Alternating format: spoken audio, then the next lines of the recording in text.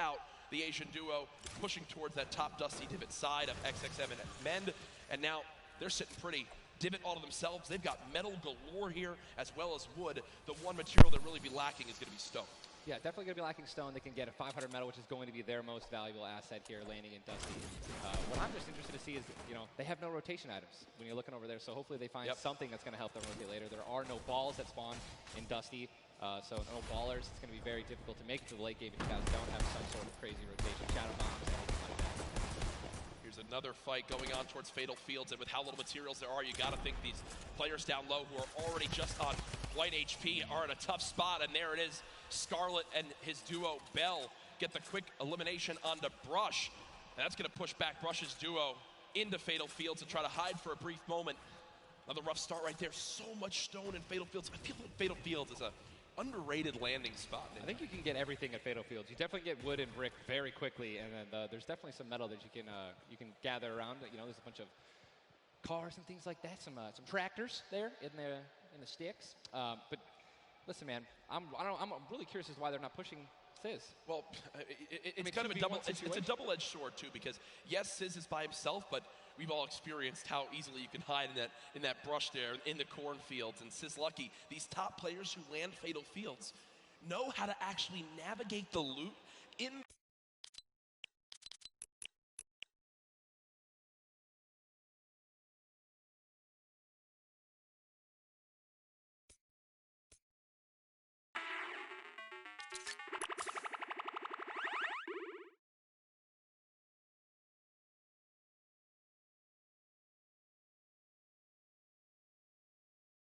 Sprint back over that flight, I think so. Now across the map though, but engagement going out between KBB, Yuang, and their duo up against Vinny and Zexro, and there's the knock right there, Ninja. Drum shotgun's very powerful. It's definitely underrated. You can get inside somebody's one-by-one right there. I mean, there's another knock with a drum shotgun, just absolutely wreaking havoc. Yuang trying to take this wall. I think his teammate is not going to be able to stay alive, so it's going to be Zex and Yu. He's got the shield advantage. All he has to do is play this patient. I'm going to be pretty sure that these guys don't have that many materials, so just needs to spray it out and hopefully find a chance to take him down, but he's healing up. Yeah, Zexro has minis as well as big shields, so we'll be able to get back to full shield. And Yuang now in a tough spot. Do I try to go? Zex definitely can interrupt this now. He took too long to start going with the res, but it looks like he's just going to be going for the reloads, taking his time, and he might be dipping out, maybe trying to. He's definitely staying aggressive, but he's going to get the revive off, and now it's a 2-on-1 again. Zexro staying confident though, knowing right now still at over 150 HP, the teammate has to be at 30 health. The wall comes through, trying to spray it, and it's not gonna happen, and you see Zexro right there, hands right to his head. Some solid damage done, but Yuang dropped down to 59 HP, but with that elimination, we'll bump back up to over 100. Very, very close right there, Ninja, with the drum shotgun. Very important is checking out the storm right now. A lot of these players, there's a lot, you guys can't see the screen, but there are plenty of people who are outside. They're gonna have to start their rotations in, and this is actually where a lot of very talented players with their aim can clean up a lot of kills. This is actually my teammate and I's reverse. Our strategy was to try to get in those spots where you can beam people who are going to be flying throughout the sky using a lot of the slipstreams and just taking advantage of, you know, your incredible accuracy. A little update too on Sizz Lucky. They did get the reboot in Fatal, so they're both back in play. Look at how slow this lobby is going, folks. 92 players left, and a definite fan favorite here, Nate Hill and Funk of FaZe Clan, currently set on up near Lazy Lagoon. And Ninja, this is your landing spot that you went to with your duo reverse. What are maybe some little tips and tricks for players at home who like to land here? Yeah, all right, so there's, if you go on the boat, on the ship, every single one of the masts is like worth 200 wood, so you definitely want to go for those. You easily get max wood in Arena in probably less than 10 seconds. And also there are some metal anchors in town that you can get for about 300 metal, which is, you know, like the most valuable material that you can get.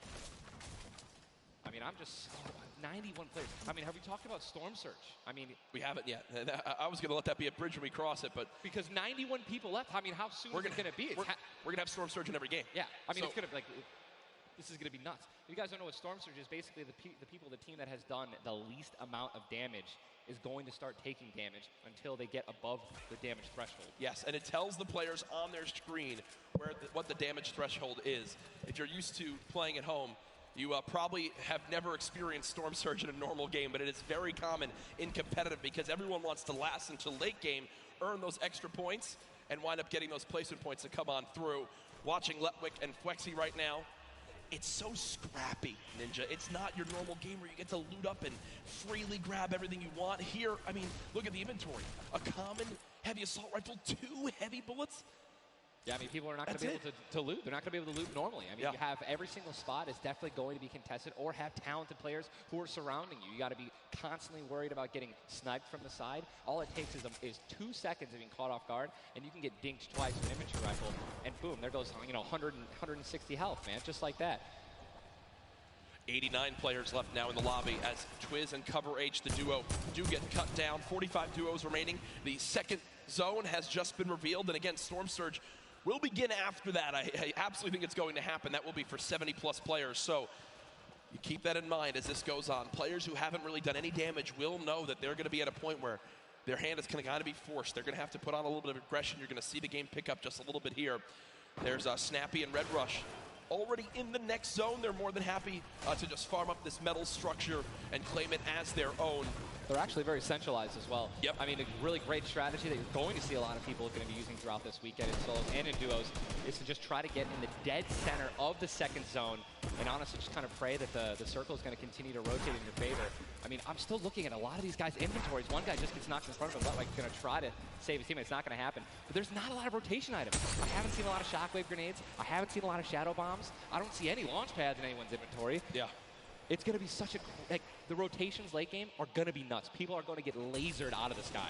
And Letwick now all by himself in a 1 versus 2 as his teammate did go down. You see Parpy and Volks still quite healthy between the two of them. Over 140 HP for both of them.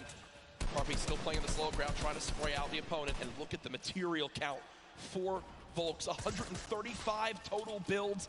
It does look like Letwick just kind of ran away, but I don't believe Letwick was able to grab his teammates' reboot card. So will basically be by himself for the rest of this game. You know, it's going to be almost impossible to perform alone when your teammate is knocked. And there's the Storm Surge warning. These guys are 106 above it. You guys can see that, which means that there's somebody who has 106 damage less than them that is currently below the threshold, and they are going to need to hit some people, deal some damage. And that's actually the beauty of Storm Surge, right? You don't necessarily only want people kind of just lingering around in their 1-by-1s, praying that the circle moves to them. You're gonna see some fights that are gonna be forced to break out because players need to get above that or they're gonna die. They're not gonna be able to make it. Now moving towards the Dusty Divot Diner. You see Clicks and Skeptic. Yeah, the very young duo from NA East, and you just said yourself, I didn't even know you could farm this. Didn't even know you could get down there. This is the beauty of it, right? These are the top players in the world showing off the little things that they know that really no one else can pick up on. Many teams already stacking here as there's so many materials to be farmed up. And for a lot of players, Ninja, once they get max, they don't just stop there. They keep farming to have an excess for more if they need to expend a lot of materials quickly. Yes. On the bottom right of your screen, you see a fight going down in Salty Springs. A lot of grenades being thrown right there. That's going to be Serpent and Hype. Serpent and Hype in a pretty decent spot. You're seeing, if you guys can look on the mini-map that we're staring at, every single team is now in the safe zone. Everyone is safe in the next circle. It is moving in. And double heavy sniper is in play. For those of you guys who do not know, a heavy sniper will take out a metal wall. It'll take out pretty much anything. It does 1,500 damage to structures. So if you have two teammates who have double heavy snipers, they can see a team, line up a shot of somebody hiding in a 1-by-1 and be able to take them out. And that changes the game completely. Once you hear double heavy, you can no longer sit still ever. Or if you know where they're at, you have to make sure you have at least 2 walls of cover on that side to protect you from the inevitable double snipe. And when we say double snipe, it's as far as 1, 2, 3, shoot. And they both fire at the same time and catch you off guard. There's absolutely 0 time to react. And one thing you guys we've talked about are the rotation items. We got 6 shadows for this guy, and they have a baller, so they're sitting pretty. I think these guys are in a great spot. Absolutely. And you see the zone did just update towards the northern side of this current storm. Storm Surge is now in play, so players beginning to drop. 80 players in total in this game. They will just rotate out of here. Hype and Serpent don't want the fight. And that's Jay now quite weak. With Storm Surge beginning to tick in. Quentin and Lanouf now having to push a fight as Storm Surge is affecting them as well. And you see it just kind of smites them down from the heavens, and there they go, getting dropped by Storm Surge. Unfortunate for them, but again, with not enough damage done, they do fall below that threshold. Jeez, man, Storm Surge really does just force people into some pretty tricky situations. But again, man, it just goes to show a lot of aggressiveness is going to pay off for teams, man. You don't want to be put in that situation where, you know, you have to desperate and push. Maybe a duo that's better than you in combat. You know what I mean? And Airwax and Nikov That's a replay. Was that a replay? They just went down. Airwax and Nikov are winners. Well, Airwax at least are back-to-back winner of the Pro-Am. Does go down. Airwax double qualified as well. Tough first game for them as they do go out quite early on. 71 players left in this game, 38 duos. Again, it's a slow crawl as everyone begins to drop. Have you ever seen anything like this in competitive Fortnite? No, I think that the only time that we saw numbers like this were when the circles they didn't really chunk that much and they were more centralized in the beginning of competitive. So really no one had to rotate that much and no one had to fight. So now that these circles are really just kind of moving around the map, you can't really predict them. I mean, you're getting these players who have, again, the great aim and they're just beaming people who are focusing on trying to rotate in the circle. Now look, there's so many people coming from the south right now. And it's just free kills if you guys are in a top position with solid aim, man. You're going to Texture right now, already getting beamed. He's spamming the spacebar, trying to make it as difficult as possible to hit. He sees a lot of, look at it, already trying to figure out right now, where's he going to land? Look at all these people who are already boxed up. They're already creating these tunnels. More shots coming down. And he's going to be able to make it. 8 grenades. So that's going to be, I mean, if he can get in a position where some players are already getting focused on the outside, 8 grenades, he might be able to clean up those kills too. Yep, that's right there. They do box up in time. Did take some shield damage, but thankfully they have some minis to replenish that in just a few brief moments as there's Eclipse now using them. He's got his teammate right next door as well. Medkit, looks like they're going to pop that too. Every little bit of HP matters. Saving the campfire for the late game, it appears. Definitely got to save the campfire. In the elimination feed right there. Here's a look at Mongrel earlier with his duo, Mitro. They're set up currently in this zone. 68 players left. Love watching this guy play, man. I'm serious. I mean, here's, you just check his inventory. Only got 2 guns right now, which is inventory rifle and a combat shotgun. So he has no spray guns. All right, spray guns are, you know, anything to an SMG, tactical assault rifle, SCAR, anything like that. You know, we've got to have a gun that can shoot pretty quickly to kill players and hit players through their 1-bys. You know, very difficult. And look at that healing too, though. Yeah. 5 slurps, 2 slurps, 5 chug splashes. And they already have a slurp ticking. This is insane. They're super close to the zone as well. They don't have to move too far. Yep, and material-wise, look at that, 135 total builds. They're in a fantastic position to make some noise in game number 1. We'll definitely keep up to date with them. The slipstream slowly inching towards where it begins to shut down Ninja, but with so many slipstreams still available in this current zone, a lot of players are going to use that to rotate on in freely without using launch pads or the shadow bombs. There's your whole map right there. The eastern side of the zone. None of these players really going to be into play. They're going to have to inch a little bit more towards Loot Lake if they want to be safe. Some of the best, I mean, look, these are the best players in the world, and look how close they are to one another, man. I'm so excited when they actually have to force into these fights. The Storm's going to start pushing them. Look how, I'm sorry, man, I just can't, man. You guys notice also, Stinks, man, these players are so talented. It's going to be so hard to spray through their walls and actually deal damage to them. Yep. So you need things like grenades, like Stinks, right? Little fart bombs is what I like to call them, to force people out of their 1-by-1s and try to shoot them as they're rotating away and trying to build new 1-by-1s to dodge the Stinks. You see the Stinks right now going down on Mongrel, and Mongrel gets immediately ripped in 2 as it seemed like the lobby began to focus him right there. His duo still alive. With good rotation, luckily, hopefully. Definitely has a bunch to, you know, to be able to play with. The next Storm Surge has begun to kick on in. Mitro, 12 damage below, will have to begin to put shots down range. The zone pushing as well. So in this position, with the zone at their back, Mitro's goal, spray at players who have to push from the zone. They have one way they can go. They can't afford to take storm damage. They've got to push right at him, and Mitro knows that. Now begins the fire. Dubs just below as well. One of the players who qualified multiple times through solos and then once in duos. They also have some great rotation. 2 ballers still intact.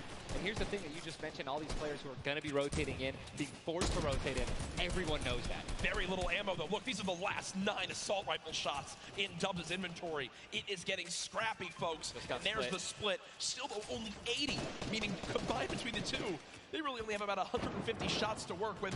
The zone still pushing. 61 players left. Reminder, folks, this is game number 1 of 6 today in the duos competition.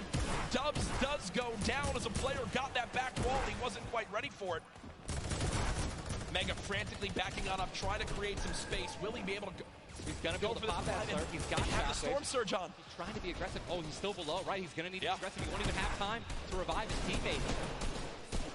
His teammate got finished, actually, so he's got all the shields in the world. He can get back up to full health. Storm Surge is still ripping him apart. That slurp is barely keeping him alive. Hitting him for 25 damage every time it winds up ticking. There it is again, dropping on in. Mega's hand is forced. Some big damage right there, still below. As players are continuing to drop all around, but Mega doing a solid job of keeping himself alive right now through the Storm Surge. Fantastic composure, again, one of the young players on this stage looking to try to secure the title of Fortnite World Champion. No more dubs. The duo still okay, down. So now he's finally above. Yep. Finally above, and guess what? The most important thing to realize, guys, look at that rotation. Yes, he's alone. Yes, his teammate's down. But he has an incredible kit to not only make it to late game, but maybe even clutch this win out. He dropped the shotgun. Okay, there you go. Found the combat shotgun, one of the greatest shotguns to have late game. Does incredible damage, long range and close range. And all the guys, the circle just rotated now into the storm. Massive amounts of distance needs to be covered. This Storm Surge is insane. It's still going on. Finally taken out. 52 players left. And this is where things are about to get serious, guys. Thomas drops some ammo right there for his teammate, Inclusia. And you see Thomas, that epic infantry rifle, one of your favorite weapons, Ninja. What is so good about that assault rifle? It 100% rewards pinpoint accurate players, right? There's no bloom necessary. Your marker, your aim is right on their head. Boom. You're going to get that headshot. You're going to get 80 points of damage. And there's now the upgraded versions, the Legendary and the Epic, have 10 shots instead of 8. So, I mean, it just packs a punch, man. It can really catch players off guard. And that's exactly what you're going to need when you're playing against these top players who will literally build and protect themselves when they get shot once. Folks, there are 45 players left in this very, very small zone. We are now on our 6th storm. You see it's about to begin to move, and players will frantically have to go across the map. Zayt and Saf right now discussing exactly what they should drop, pulling up their map, looking exactly where they have to go. 44 left in this one. We already got people using shockwave grenades, guys. This is a very far rotation for the second movement circle, so this is actually going to move very quickly. These people are going to potentially get stuck on their launch pads because there's so much frequent building. It's going to be nuts. And who's going to try to take the high ground? Because after this first circle goes, this is where people start to only try to use the high ground. And we know high ground is everything in competitive Fortnite late game. Everyone frantically moving away from the common enemy of everyone, which is that storm circle. Macwood taking zone damage. Daedra as well. King slowly bouncing on through with the shadow bomb, and does land. Yes, but taking no storm damage, just playing right on the edge of it. Yeah, right on the edge of the zone right now. We'll just stay boxed up for a brief moment. As now there's 36 players remaining, stomping the elimination feed. Arkram now goes down as well. You can see the elimination feed on the top left to keep track of your favorite players. There's so much is going on. This is what tunneling is. When you hear players mention tunneling, this is it right here. You move with the zone, you tunnel your way in, give yourself cover, but not a lot of materials left. Only 22 builds, and this zone is stacked. But look who's on the high ground. It's Mr. Savage and Benji Fishing. That would be your 2 picks, so good for you. All right, I have to owe you a bet there, man. Watch that. All right. Mongo, unfortunately, do you still know if Nitro's still alive? I mean, listen, people are dying left and right, being eliminated. More Savage just used another shockwave grenade. He already had high ground, though. The question is, are people going to try to take it? You know that if you really want the chance to win this, you're going to have to try to take the high ground off him or have a rocket launcher to just take him out of it. He's just so weak, and Mr. Savage just looks up and beams the player out of the air.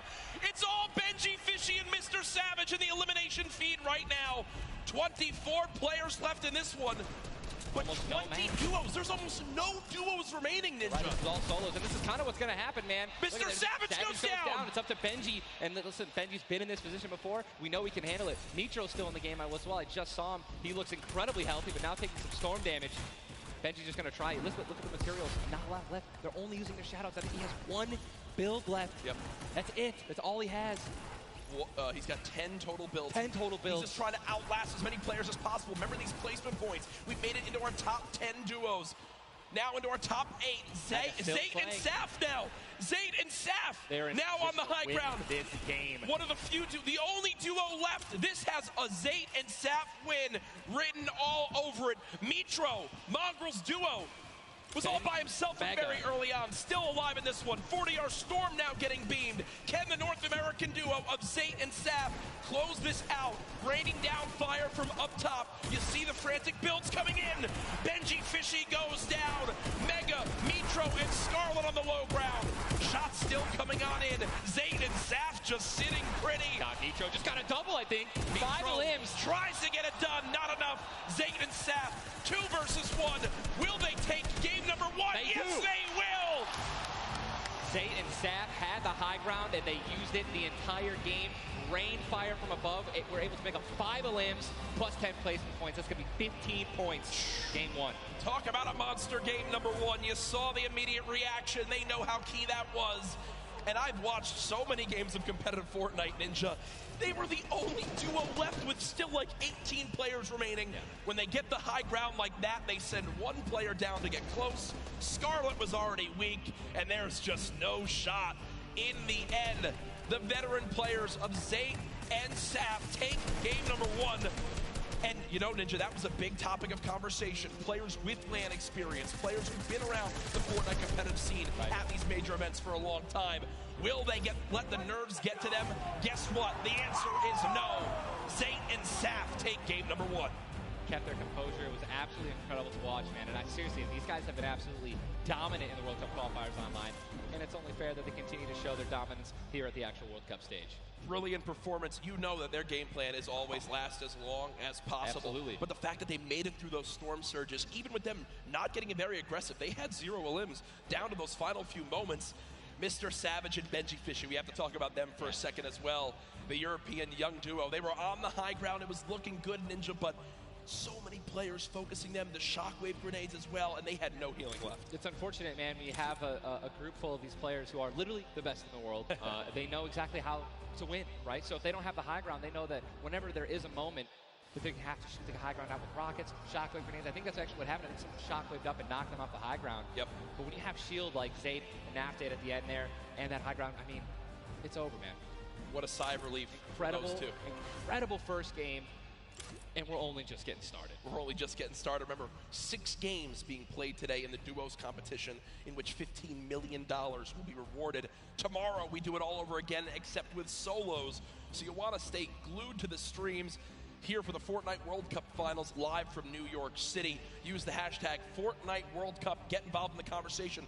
Send to Ninja and I your thoughts after game number 1.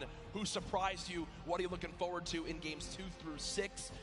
For me, other things I noticed, man, you've got to be on your A game. When it comes down to taking note of where you are with the storm surge, those were longer storm surges that have lasted than I've ever seen before. I've honestly never seen storm surge affect the game so much. Yep. Because here we are having 80 people left after the second circle. So you know what I mean? Like, and these guys, they're not going to let you hit them. You know what I mean? And if you want to put shots on these guys, it's going to be when they're flying in the air, rotating, which you also expose yourself to a sniper shot. You know. Absolutely. High risk, high reward, man. Right? It's Let's see how these guys change. I wonder if the guys who did get hurt a lot by the storm surge, are they going to make changes in the second game? Are they going to be a little bit more aggressive and trying to deal some damage as they rotate?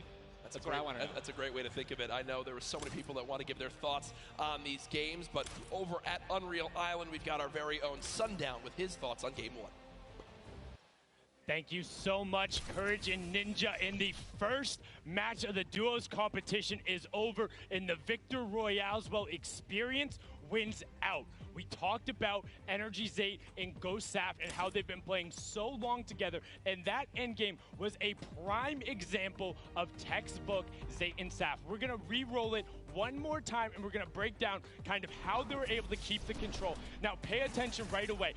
You can see on the backside, Saf has one angle while Zate is going forward, and they're moving back over the tarps they've already established, but the angles they take make sure they're covering everything. They hear the shots below, they're putting the fire down towards them, and Scarlet is able to pick up Mitro, but doesn't have enough to get out. Zate and Saf, 5 eliminations, Victory Royale, 15 points, showing that their competitive experience, their experience on stage and at major LAN events is winning out right now. They say nerves, what nerves? We might as well be playing at home on our own stations because they are just that good. Match 1 is over. Time to get back over the stage for match 2. Ninja and Courage, take it away.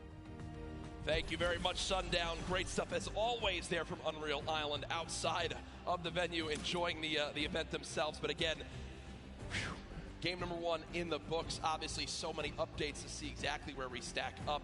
In the end, those final moments can be so hectic. So before we hop into game 2, we will have a standings update for you all at home. Who do you think's up top of it right now? Well, guess what? It's Sap and Zape, but... And Benji, Mr. Savage, man. Just incredibly clutch solo moves and plays. Both of our predictions. Both of our predictions. And they're still up there. Guess what? Imagine when they're healthy and when they actually get some good rotation items. I'd love to see how they're going to play in the late game, man. Placement points so key. You did a great job pointing out Mitro at the end. Not only does he stay alive, not only does he perfectly use his materials and his movement items, but he somehow finds 5 more limbs, putting his team from probably an abysmal game 1 to top 3 in our leaderboards. Again, here are your standings from game number 1. Dubs and Mega, they wound up making it through as well, and that's because of Mega staying alive too. Absolutely, incredibly talented duo, man. Honestly, I'm looking forward to seeing what Aiden can do, and Sean, so hopefully they step it up in this next game. Game 2 is about to get on its way, man. Are you ready? I am ready. Ladies and gentlemen, in this sold-out arena, are you guys ready for game number 2? Oh yeah, they are. Oh yeah, they are. 8, 7, 6, 5, 4, 3, 2, 1. The battle bus has launched. Game number 2 of the Fortnite World Cup Duo Finals is underway.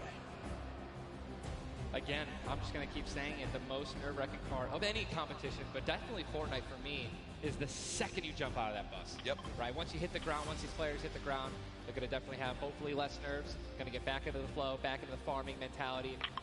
And man, I'm looking at these llamas on my screen, and I'm just hoping that they find them. There's nothing greater than finding the new upgraded llamas at 350 mats.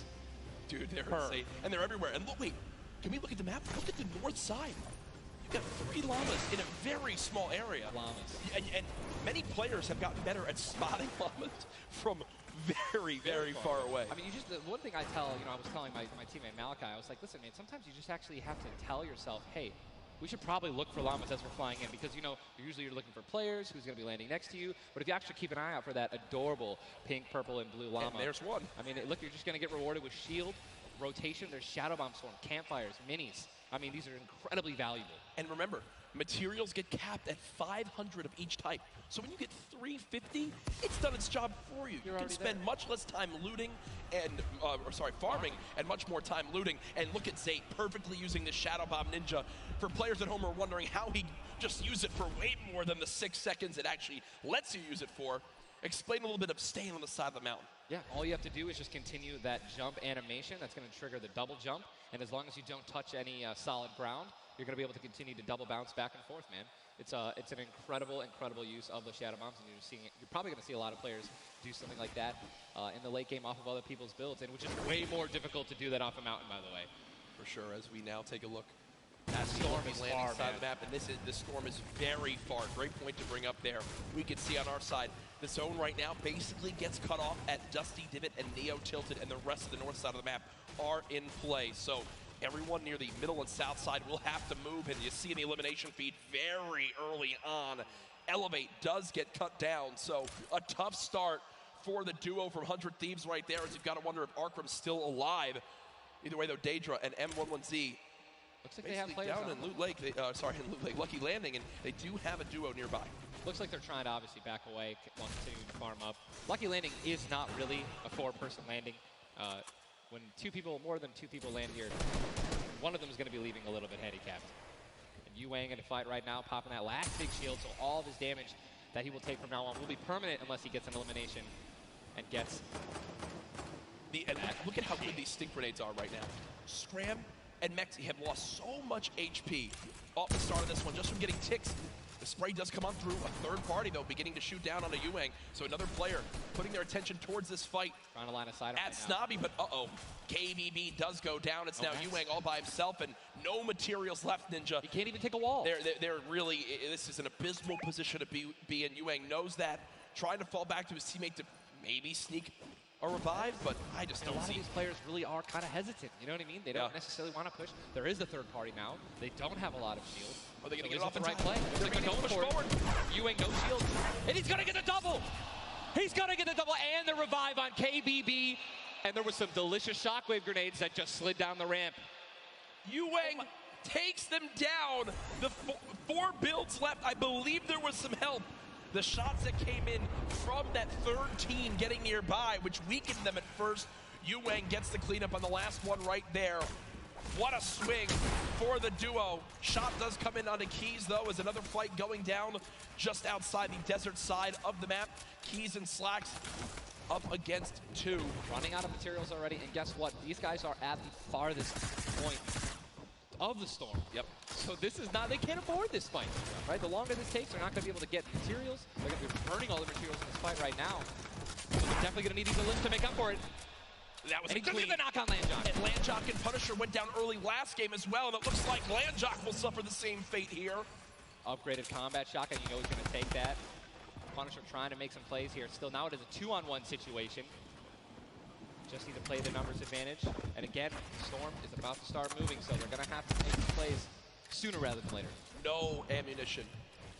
Very few builds. No shield. This spells disaster, and Punisher goes down, and there's the frustration in the player camera right there. Slacks and Keys, 2 quick eliminations.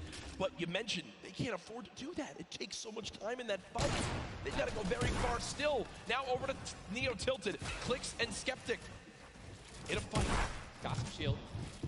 Doesn't necessarily want to use this mini to only get a 10. And he looks like he's trying to obviously take some ults, help his teammate out. No, he's getting taken.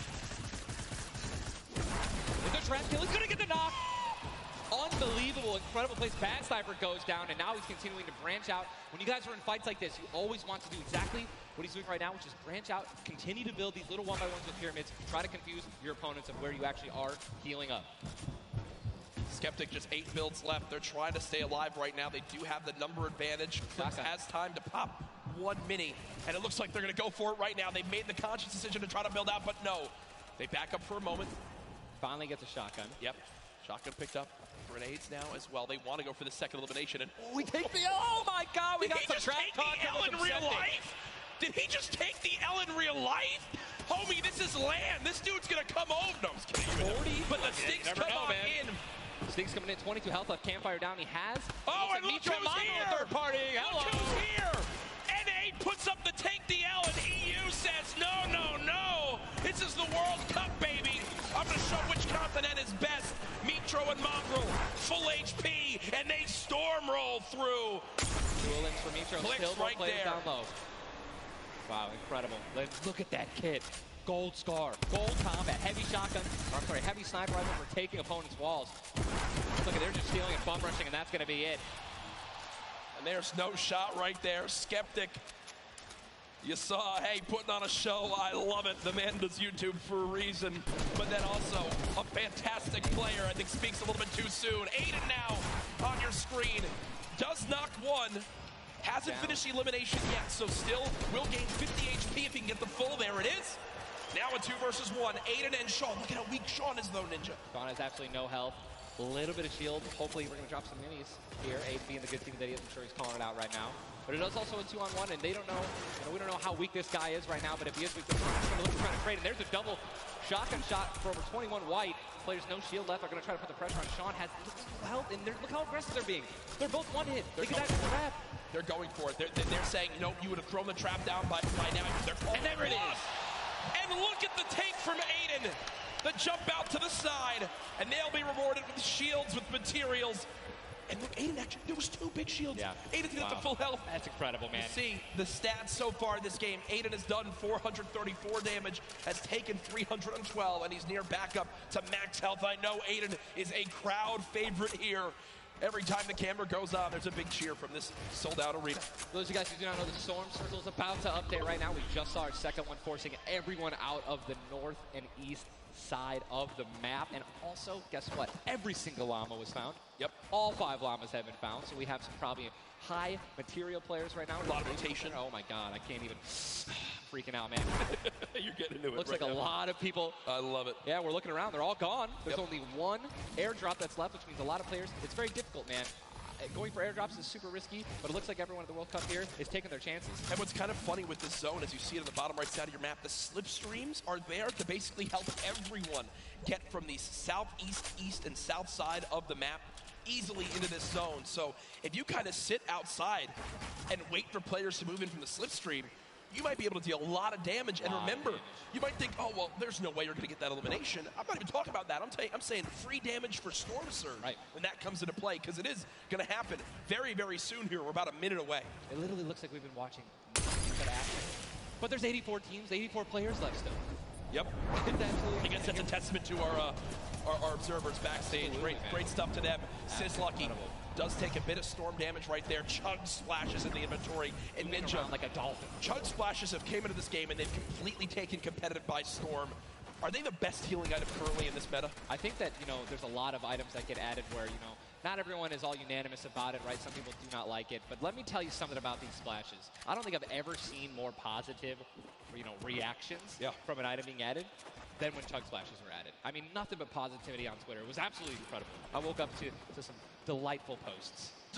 Delightful Just some delightful posts. Yeah. Those of you guys who don't know what they are, each one splash, they come in packs of 2. You can stack up to 6. They give you 20 health or shield, whatever you're missing. And they're instant. You throw them down the ground, and they can be used to heal you and your teammates around you, as well as, if you really want to be a troll, your enemies that you've knocked. Here are Mongrel and Mitro in the zone, and you talked about this inventory. I'm going to come out and say it right now. There is no way someone in this lobby has a better inventory than what Mongrel has right now. And when you come into this, they were already in your top 3. So they're in a position right now, Ninja, where they have a pop-off performance right here. With only 6 games being played after the first 2, they could be your leaders. Absolutely. I mean, they were only 2 points away from first, man, and they didn't even win the game. And Mongrel went down early before placing points were even rewarded. So, Sean and Aiden in another fight with Quentin and his squad. Sean trying to take some walls here. And he's out of light ammo. Out of materials. And he's out of materials. So he can't even spray right now. The only thing you can do is spray an AR, and that's not really going to be effective against top players if you're actually trying to take walls. Well, the player tried to drop a trap down low to bait Aiden, but Aiden does not fall for it. This seasoned veteran trying to cover his back. Players beginning to spray on through. Stink bombs dropping, and there's one of them. Another shot comes in. Gets his shield. That's why he went for the thirst. Yep. And grabbed the mats. 365 mats now. He is, or more than that. He's got. Get out of the stinks. They've got to get out of the stinks. So weak 2. Look at how weak they are. And don't they can get both Sean and Aiden. I think that's exactly what they should. They split up. Now he's trying to take him one by one. He's getting pushed by more than one person. Quick reaction from Aiden, but this looks like it could spell disaster for the duo. Damage dealt 639. He does go down, though the quick edit comes through. Making plays. Now it's up to Sean. Can he clutch it? Only 2 HP. Got some minis. Picked up some ammunition now for his minigun. But looks like Spades is just way more healthy. And obviously there's 3 other players who are around him as well. So what's he going to do? Looks like he's going for high ground. Smart play, but he's out of mats. Oh, no, he's got wood. He's got wood. He's good. We both freaked out. Going to put himself in a nice pyramid. For those of you guys who don't know what a brick or a metal pyramid. Big thing to note. Look at his zone. He has to push. That's it. He has to push. He has 52 health, but the zone is right at his back. He's got to go. Don't even worry about Storm Surge. They're 446 above as well. Has a shot. This is done. Going to be taken down. I mean, that's just the worst position to be in any competitive game, is being weak, low materials, low health, and being forced to push in.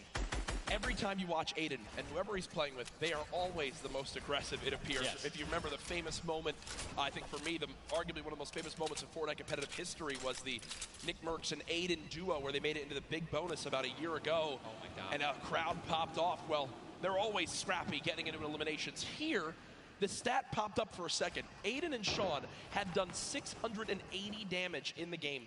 The average in the lobby was 80.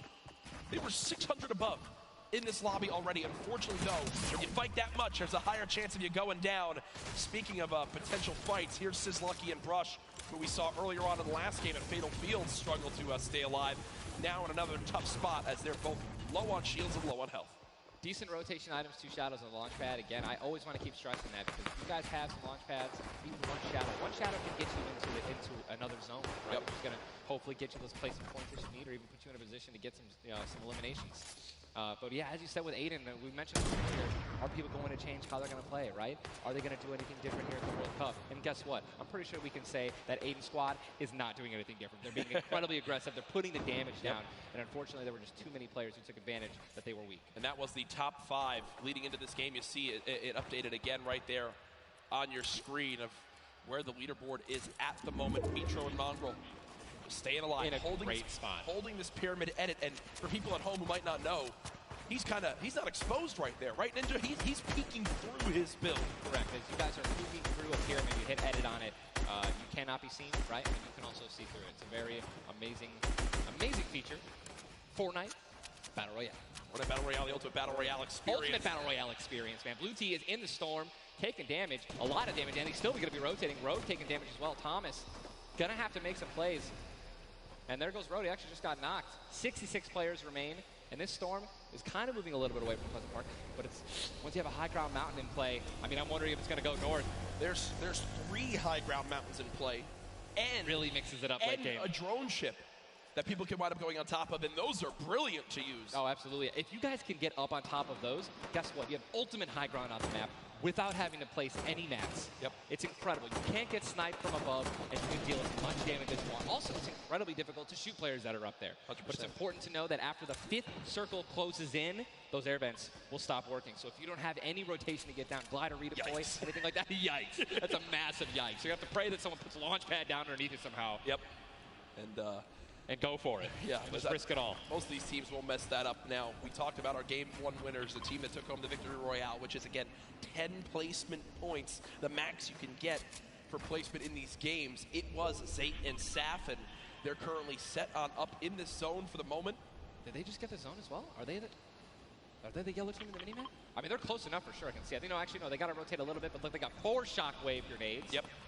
And they'll be all right. They'll be able to make it happen. Airwax and Peacock, man. Here we go. They have to rotate the farthest. Look at how many stack players are on this side of the lobby right now, and they're all going to have to move very soon. Yeah. Arkram and Falconer have a tough rotation ahead. Slacks and Keys. Watch them fight a little bit earlier on against Landjock and to pop those heals till his teammate comes in. Yep. No, he missed one. Did miss it. No, teammate's full. Teammate's full. Don't okay. worry. It doesn't matter. Geez. Teammate's full.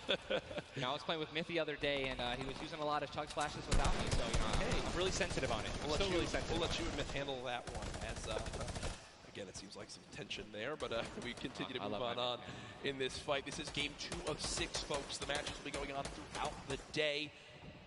62 players left in this one. 35 duos. And you see Arkram and Falconer. It looks like they did a duo shockwave to try to fly across the map together. Good teamwork. As the frantic rotation begins to move on in, more Storm Surge will soon begin to come into play as well. Jack, I have a question for you, man. Yes. Once these circles start closing in, they're so small. What do you think is the play? To rotate in right away once it's revealed if you're far out, or to wait and be the last team? For me, it completely comes down to what you have left, what you have in your inventory, where you are at, the leaderboards as well. If I'm in a position where I know I need to make some ground up on the leaderboards, I want to rotate early and try to begin to spray back on the opponents to get some free eliminations. Yes. If you get the zone on you, you begin to just build on up and get that height so you can spray on down as well. In this one, though, again, all comes down to rotation. If you have nothing to rotate with and you're far away, I think you play late and hope someone else drops a launch pad near you and use that community pad to your advantage. Yeah, we're looking over here at Yuang, 3 eliminations, sitting here with some very good materials, and it's definitely a very delicious loadout. Anyone with a heavy sniper and a blue SMG in a combat.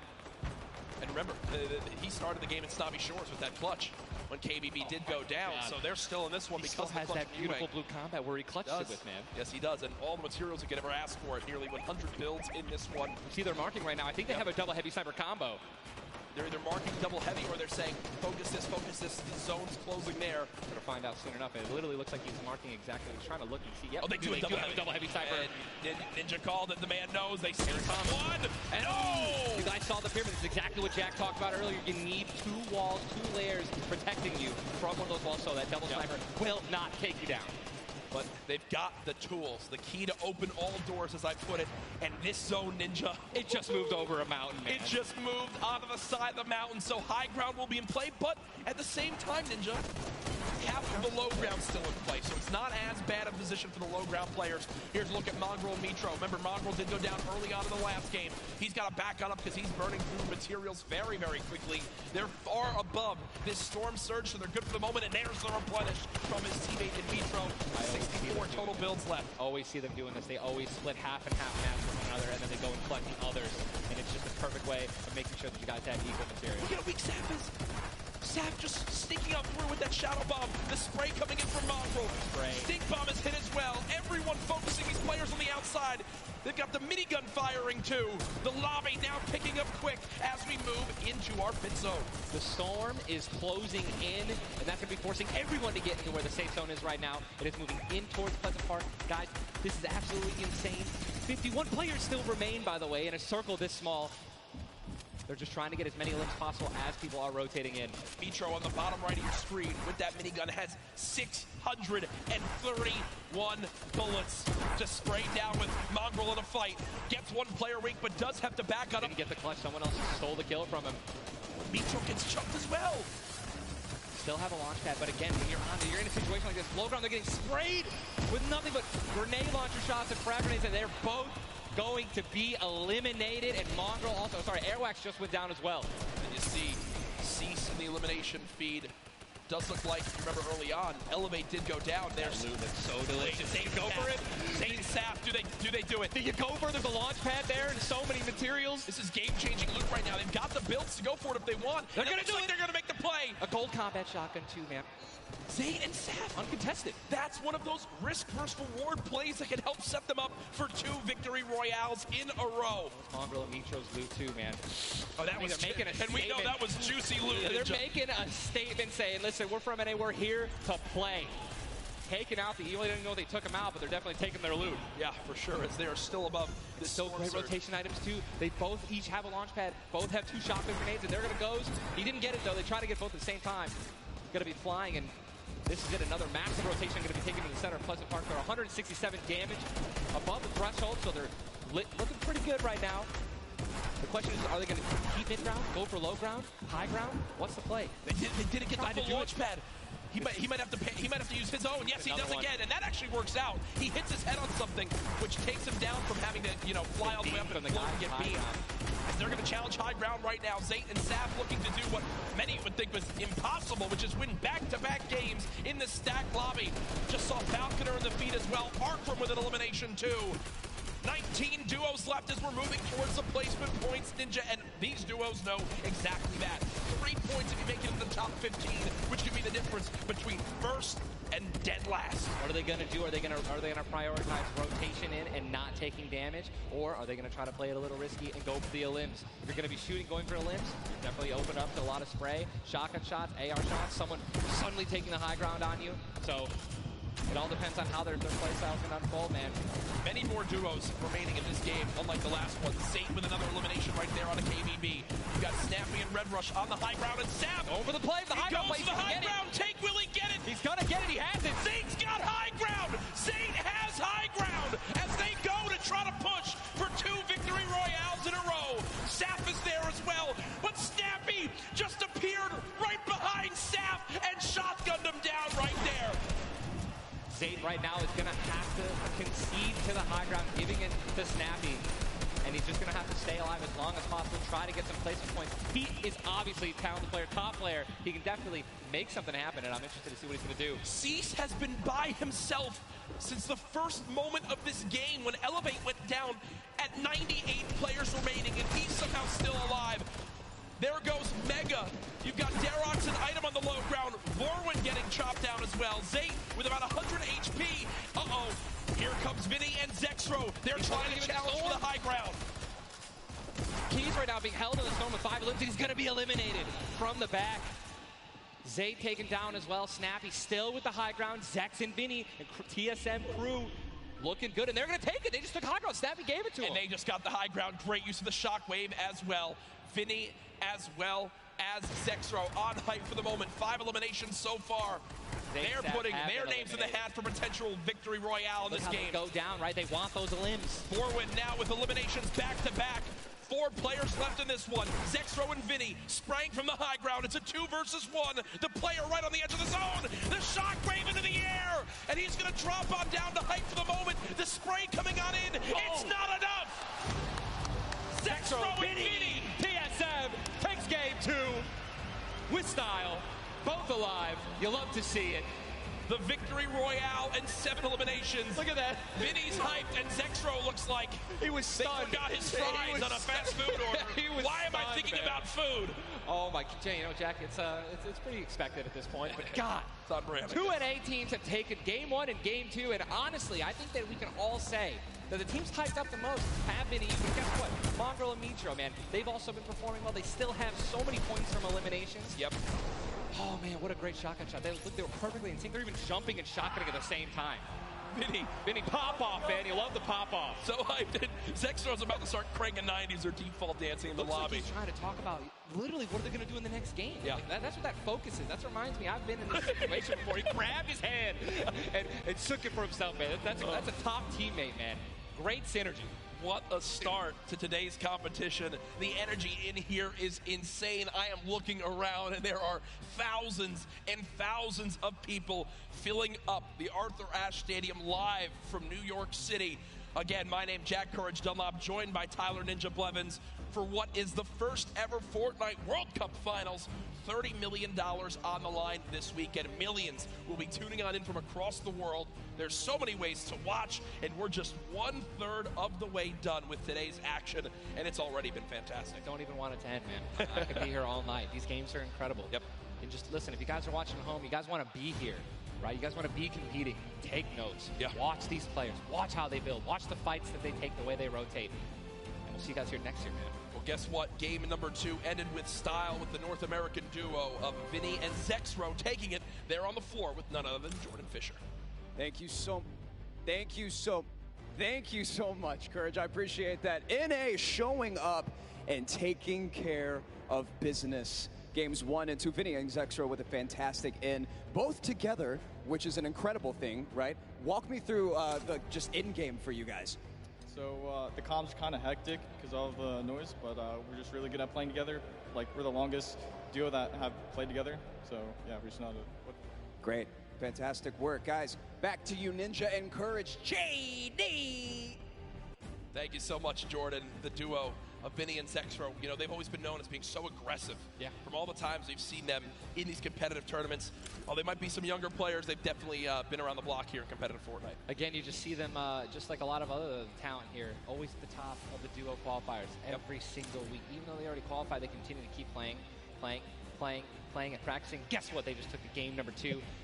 You got to be pumped right now, man. Once you win one of these games, you can't let up, though. Again, and that's why I love that energy. Zex was immediately just, I felt like he was just talking about, what are we going to do next? Hey, man, good job. We won that. Let's do it again, right? How are we going to change, maybe even do better somehow, get more limbs in game 3? No, for sure, and they know that. They're not going to take their foot off the gas pedal. Folks, we have our standings after game number 2. Where are things playing on out? It is still Zayt and Sap at the top. Dubs and Mega at 18 points in second. Zexro and Vinny, with that performance, go from 0 points up to 17, Ninja. And that is the beauty of how this plays on out. Anyone could have a pop-off game and come right back. Mongrel and Mitro still in your top 5, as well as Serpent Hype, Darox, Item, Forwin and Tux, Snappy and Red Rush all there. While Zayt and Sap do have a nice little lead right now, nobody is safe from the rest of this lobby. I'll tell you that right now. I mean, just take a look at the points, Courage. You got 11 points, right? Benji and Mr. Savage, they fell out of the top 10. But look at that. Storm and Epic Whale, 12 points. Daedra, M11Z, 12 points, 12 points, 12 points. All they need is 2 or 3 points, 2 or 3 extra eliminations right there, and boom, they'll move up 6 places. Yep. You know what I mean? So it's still anyone's game, all right? 2 pop-off games, 1 pop-off game, boom, you're already in the top 5. Remember, if you get 50th place or 11th place, from that whole time in between, you win $100,000 as a duo. Still. But if you go from 10th up to 1st, it jumps all the way to $3 million. So everyone, eyes on that top prize. We are just 1/3 of the way through the action today, but I know we've had a lot of fun up here, Ninja. What an absolute blast. Ladies and gentlemen, Happy to be here, man. Can we give a round of applause to Ninja for hopping in for some guest casting? What a great job. Thank you, man. Always a pleasure, brother. Pleasure to be here. That's going to do it for us for now up here on the caster desk. But I know Zeke is down on the floor with some notes for you all. Thank you guys so much, man. What an awesome first two set of games from Saf and Zay locking down the lobby to Zexro and Vinny just coming in super clutch. And of course, guys, you've been here. We got to see Ninja. He got to go ahead and commentate some games. So what I want to know from you is, have you guys had a good time? Have you enjoyed it? If so, let's just let me hear you. You know, that was so-so. Let's pretend I didn't ask. Have you guys been enjoying yourselves? That's what I'm talking about. Obviously, we've got quite a bit more games left to get through, but, you know, if you've been watching for a long time, you know I'm a big fan of everyone that loves Fortnite. It's all about bringing people together. And I like to say Fortnite fam, that's my thing. That's what I do. And, you know, there's actually a lot of people from around the world that have come here to compete, to watch, to be part of all of this. And I thought, what better way to give back to you guys than to teach you how to say Fortnite from all around the world. So in just a moment, we're going to take a look at a video, and I can't wait because this is actually the first time I'm seeing this. A lot of work went into making this happen. So I can't wait for us to watch this together. Let's take a look.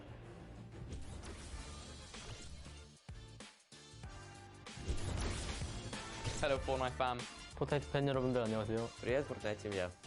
Jag har till ett Rio. Vad kör Fortnite folk? Jag är fan du Fortnite. What's up, Fortnite fam? Fortnite 팬 여러분들 안녕하세요. What's up Fortnite fam? Hej, John Fortnite fan. What's up Fortnite fam? Vad geht Fortnite-Freunde? 冠军等着我们。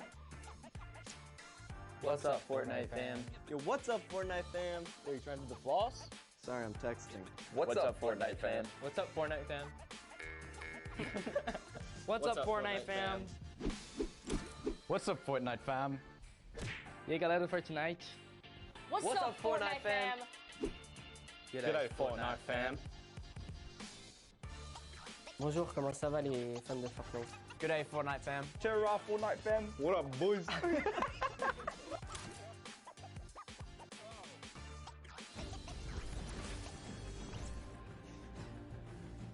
That was even better than I thought it would be. Just embrace it. We, as a collective, are the Fortnite fam. Get used to it. We're here to stay. Now, guys, you know, there's a few more things I want to take a look at before we hop back into the next game. One of the things to kind of do if you're here or if you're at home, you've been watching, Ninja actually had a pretty dope hoodie, a World Cup kind of exclusive hoodie. Would you like one of those things? Would you like one of the crazy World Cup shirts that we have? You can totally get your hands on one. Head on over, retailroad.com. Get yourself a nice shirt. We've got some hoodies. We've got hats. We've even got the little drone that's the battle bus. It looks amazing. The top balloon is actually the drone, so you've got the bus that's literally flying around. You best believe I'm going to pick one up and mess around with my family. They're not ready for it. But there you go. There's some on your screen. Also, that drift shirt, by far, my favorite piece of merchandise ever. Those of you that really do know me, you know I love Drift. He's easily my favorite character. But just some cool things. If you're looking to get some World Cup exclusive thing, go ahead and take a look. Now, for those of you who have also been watching kind of all 10-week qualifiers long, you know we love Golden Boy. And there's actually one thing specifically he was kind of telling people as we were going through interviews. And that was, hey, when we get to New York, you're going to be in my hometown. Let's catch up and get a slice of pizza. Now, I know you're thinking, wait a minute, Zeke, what about like everyone else? Why is it just Golden Boy? Well, he's a Golden Boy and he's selfish and he wanted the pizza all for himself. Get called out. That's right, now the world knows. But a few of those players actually took us up on the offer. They went out for some pizza. They had a night on the town. So let's take a look together and check this out.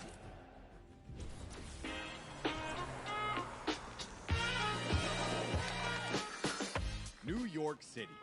We got the Statue of Liberty, Central Park, the Empire State Building, and the first ever Fortnite World Cup Finals. I couldn't be more excited about the greatest Fortnite players from around the world coming to my hometown to duke it out. But before the action started, I took World Cup qualifying players Aiden and Chinkin out to show them the Big Apple, starting with PC Gaming Cafe Waypoint. What's up, boys? Welcome to Waypoint. Good to see you. Good to meet you. Good to meet you. All right, fellas, let's go and grab a drink. Let's go. All right.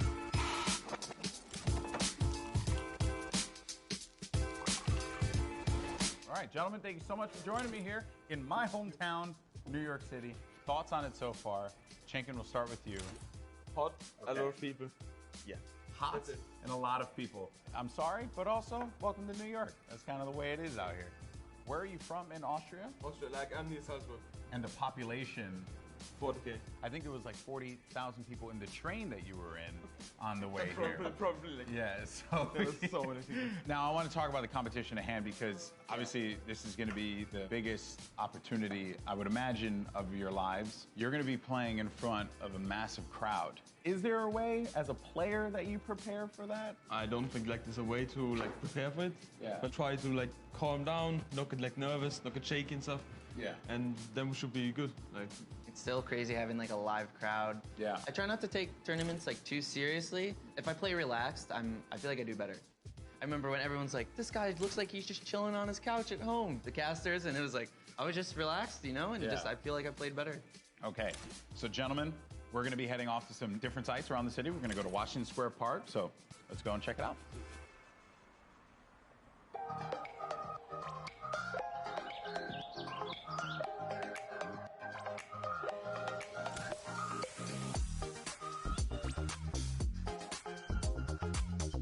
All right, so now here we are in Washington Square Park, gentlemen.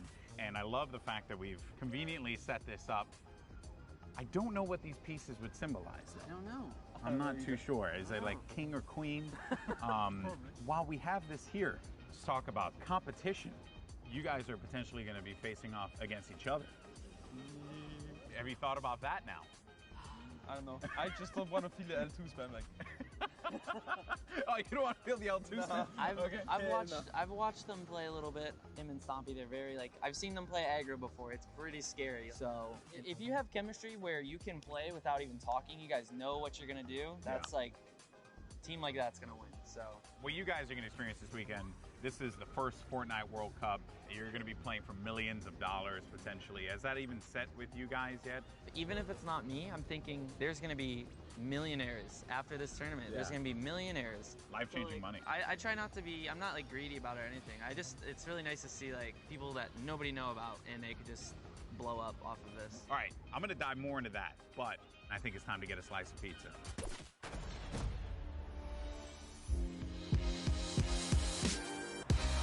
Take you out for a good pizza. We'll get some pizza. To give everyone pizza. Yeah, I'm going to show up with 2 giant boxes of pizza. Pizza. Say I won't, Paula. Say I won't. And I kept telling people, hey, I want to get a slice of pizza with you. You know, all the players, and they all ignored me, you know?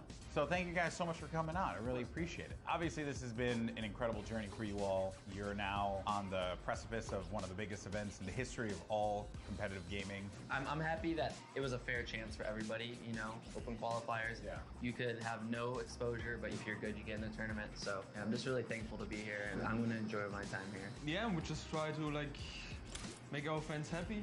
I'm really looking forward to play on the stage in front of the 100,000 people. Do you feel like the fans and how they've been supporting you all on this road to this, do you feel like that adds a little bit to this pressure? Honestly, it gives just more support for me. I feel more like happy to be here when there's all these people, whether they're rooting for me or other players. Fortnite's grown so much, and I just can't wait to see all like the crowd, and I know it's gonna get bigger and bigger every event, so. Fellas, best of luck at the Fortnite World Cup this weekend. Seriously, nothing but the best for you, but we're in the thick of things here in New York. So I think we got to get some more pizza. You guys down? All right, let's do it. New York's got everything. And this weekend, most importantly, it's got the Fortnite World Cup. Now that these two have had their slice, let's see how they handle the competition.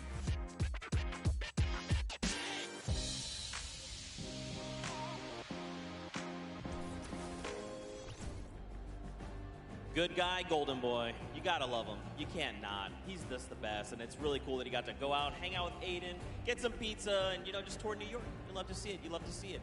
Now, guys, there is actually a dynamic duo that we want to talk to. We actually have Jordan Fisher standing by. He's going to be chatting with Nyx and PF Zin. These guys qualified back from the Brazilian region, and they've got some things to say. So Jordan, let's go over to you. Thank you, my friend. I've got Nyx and PF Zin here. Nyx, you have been absolutely dominating in the last few weeks, especially where the solos and the duos are concerned, being the first Brazilian player to qualify for the World Cup. Can you talk to me a little bit about the dynamic that the two of you share as partners?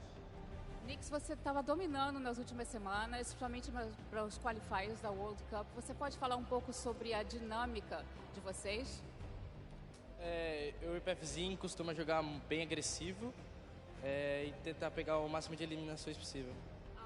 PFZ and I, we try to play as aggressively as possible and get as many eliminations as we can. As you should in the name of Battle Royale. Right now, PF Zin, you seem to balance out the fiery kind of loose cannon nature of Nyx, who is obviously a dominant player, kind of helping him set up for a solid end game. What's it been like to work with such a young and fiery player like Nyx? PFzinho, você parece que você consegue contrabalançar o estilo bem incendiante do Nyx. Então, como é que é isso para você fazer esse lado mais balanceado da dupla? Basicamente eu tenho uma role de suporte, então eu meio que fico nas backlines e ele vai na frente. Quando a gente tem o high ground, por exemplo, ele tem a função de ficar embaixo matando todo mundo e eu controlando o high ground.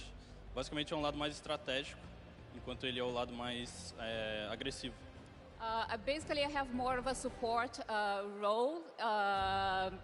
Whenever we're in high ground, I'm just more in the background supporting him. Like he has a more aggressive role. Setting him up. Yeah. To fire the loose cannon at the end. It reminds me of the very W key in a West that I play on all the time, and that has really, just got me cranking my 90s on a regular basis. You know about that courage, right? Am I right? Back to you. Whoa. Jordan, it's back to me. Come on, courage. He's just found the chicken parmesan. Someone whispered the word and he went running.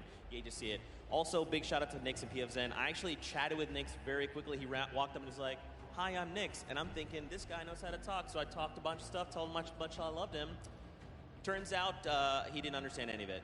So I had to get a translator and tell him that I love him. But that's how things go. Now, of course, guys, I know what you want. You want more games. We have 4 more on deck. So I think for now, we're going to send it back up to Golden Boy and Monster. They're going to get us into these games. So how's DJ Mike Realm? Play us in.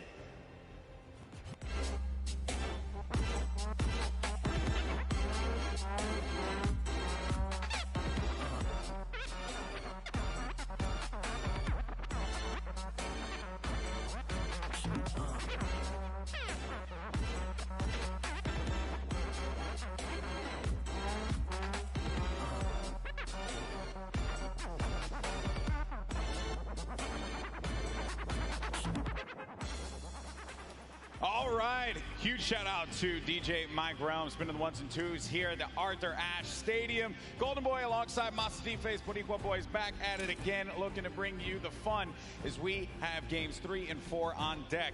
And so far, this has been one of the most exciting events I've ever been to.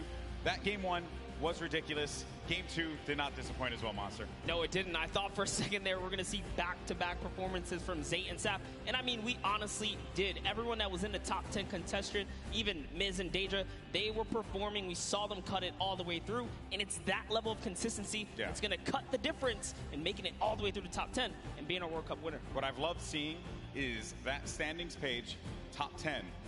International through and through.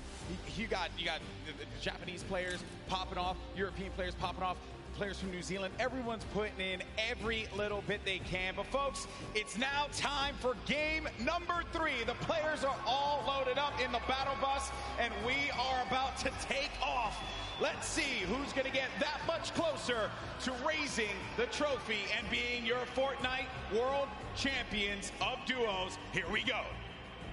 Keep it going, Golden Boy, because we are jumping into game 3 as these cameras populate. Your favorite competitors are here. They've made it this far. It's the duo competition. If you were nervous before, hopefully they kicked the bucket. over this little break here, and they're back, and they're recuperating. I know I practically kicked the bucket after Vinny and Zexro won game 2, man. I was feeling it, man. It was nuts. And there they are on your screen. So the drop for the bus here, it's going to be a north to south one going right over that ice biome. It's going to cut pretty much center of the map there. And Vinny and Zexro, I'm very happy that they're performing this well, Monster. This is a duo that had so much success. Even going into the World Cup qualifiers, we all were like, yeah, this is a duo that definitely should make it. This is a duo that, hey, they could even win the whole thing. Yeah. And then tragedy struck as Zexro had a few problems with you know, arthritis and different things with his hands. And I'm make sure I'm getting that right. And I'm just bummed out about that. Good to see them here showing up, man. That's huge. I mean, that's what you expect of our competitive veterans, specifically Zexro, Vinny. They go back to as many of the LAN tournaments that we've seen, as does Zayt and Sap. But anyways, look, in here we have UN KVB. He's going to take down Mexi. Is Scram close by? Is he close enough? And this is a battle going down in Snobby Shores. So off the rip here, we have players getting dropped. That's actually going to be our first elimination. Lucky for us to catch that one. But there's shots coming in from the Viking Island right up above. And he just kind of turns a corner, sweeps him up, catches that full elim there. So that's his now. Got a little toe-to-toe action here, Golden Boy. Very rough situation to be in here, but Zexro now looking to engage in this one. Potentially here is going to have, we're going to go over to his POV now. Kind of get, it's a little wild, man. It's like just getting the bearings all together here, I think, for the players as well. That moment where they can just have that conversation. What are they going to do? How are they going to just implement their strategy going into the next game? What is that strategy going to be? Do you mix it up? Do you change your drop spots? These are things that are going to be so important for these players. The time that they can take to just communicate with one another. Now Scram looking to be potentially in a world of hurt here. We heard from Nyx, PF Zin earlier on. This is the Brazilian duo. I don't think they know that. Yes, Scram, they're going to be on the hunt for him, so they know that he's around here. They're just trying to sniff him out. Yeah, and if you were in the players' lounge, you could feel the tension, specifically when we brought up the Brazilian duos, the Brazilian players. These guys qualified, and they qualified with heavy elimination. Nyx especially being one of our only players to like literally qualify as hard as you can in the, you know, for the weekend. He was at it each and every week. You constantly saw him at the top every single time. It was so impressive, and also qualified for solo, so we'll be seeing Nyx tomorrow. And then you got Scram. He's got 2 eliminations, but he's just hiding this one out. He hears them making all that ruckus, all the noise around him, and Scram just does not want to give up his position. Perhaps he grabbed his teammate's reboot card. He's maybe looking for that play. But Nyx and PF Zin, they have to have an idea of where he's going to be located here. Yeah, he does not want to give up his position here. He's actually just hiding in the basement right now, hoping that these guys just kind of blow by like dust in the wind right here. As Nyx and PF Zin, they think it's clear. They think it's all good because they came in and they just wrapped up one of the other players. They actually didn't initiate the battle against Mexi and Scram here. So Scram might just get lucky and be able to kind of sneak on by as he hears this powerhouse duo, this Brazilian duo, kind of loot their way through and make their way to the zone soon. And loot they definitely will, because they're getting a lot of resources out of this. Scram over in the distance. He's going to be out of there, but now we're making our way over to the action. It's happening with 7SSK7. Got Spades and Crims now looking to push on for this fight here, potentially. Got some shots going off. Crims is going to play that overlook position, getting challenged there, and trying to use that advantage from the download, a little bit of that right hand, right? Just see if he can get a peek in there. Does get tagged up, Crims. Guy does back away there, does manage to build out. And Spades is going to force him out. There you go. So they're just right now playing for that positioning, and I like the fact that they're using these, you know, the natural high grounds, right? Get to the top, hold it down. Don't really focus too much on just trying to get in their face quite yet. Give yourself that moment of opportunity and really get a lay of the land, and then going for the engagement. Yeah, absolutely. The best duos will try their best to isolate their opponents, really force them into, you know, very weird situations like this, force the 1v1s, and hopefully get those free shots and then pursue the push here. So again, look at how now they're split up again. So Spades and Crims are doing a great job here pressuring and isolating their opponents right now. And so far, they're definitely dictating the pace of battle here. Yeah, that's what they want to continue to do. They're suffocating them. Plain and simple, right?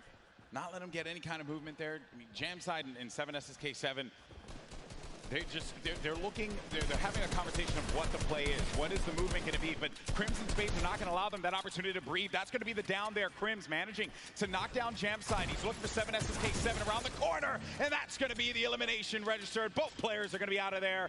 And a big win there for Crimson Spades. What a clean push right there. Crimson Spades have so much to prove here because when they qualified, they were kind of looked down on like, wait a second, was it luck? Was it not? No, they're here to show it off and show why they're at the World Cup Finals. But now, hopping back with Miz and Daedra, we saw them have a great game one, came out top 10, and they're still in the running. They're in about the top 10 right now as well, based off of eliminations.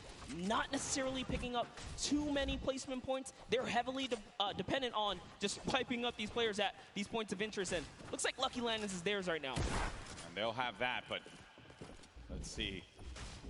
Miz and Daedra. They linger about it. I love the fact that you go to this hot spot here, so there is going to be a bunch of free items that you're going to be able to pick up on. Also, you're going to have that circle advantage. It's right there. So you don't got to worry too much. You can continue to focus on looting. High ground has been lost, though. Miz needs to be careful. Where's Daedra at? He's going to be right next to him, trying to get these angles. So what they have to do, they have to stick together. Looking for the sound cues right here. Can they find their opponent, catch a nice little low ground peek right here? Low ground is definitely underrated. If you can just kind of peek out, catch a big shot, you're almost guaranteed a headshot, which is a big multiplier. Yeah, players don't really think about that, right? Like you always see Fortnite players go after the high ground. That's the bread and butter for a lot of players that play this game.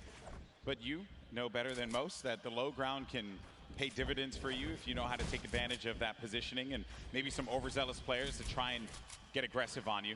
You got Gustavo along with Wishy.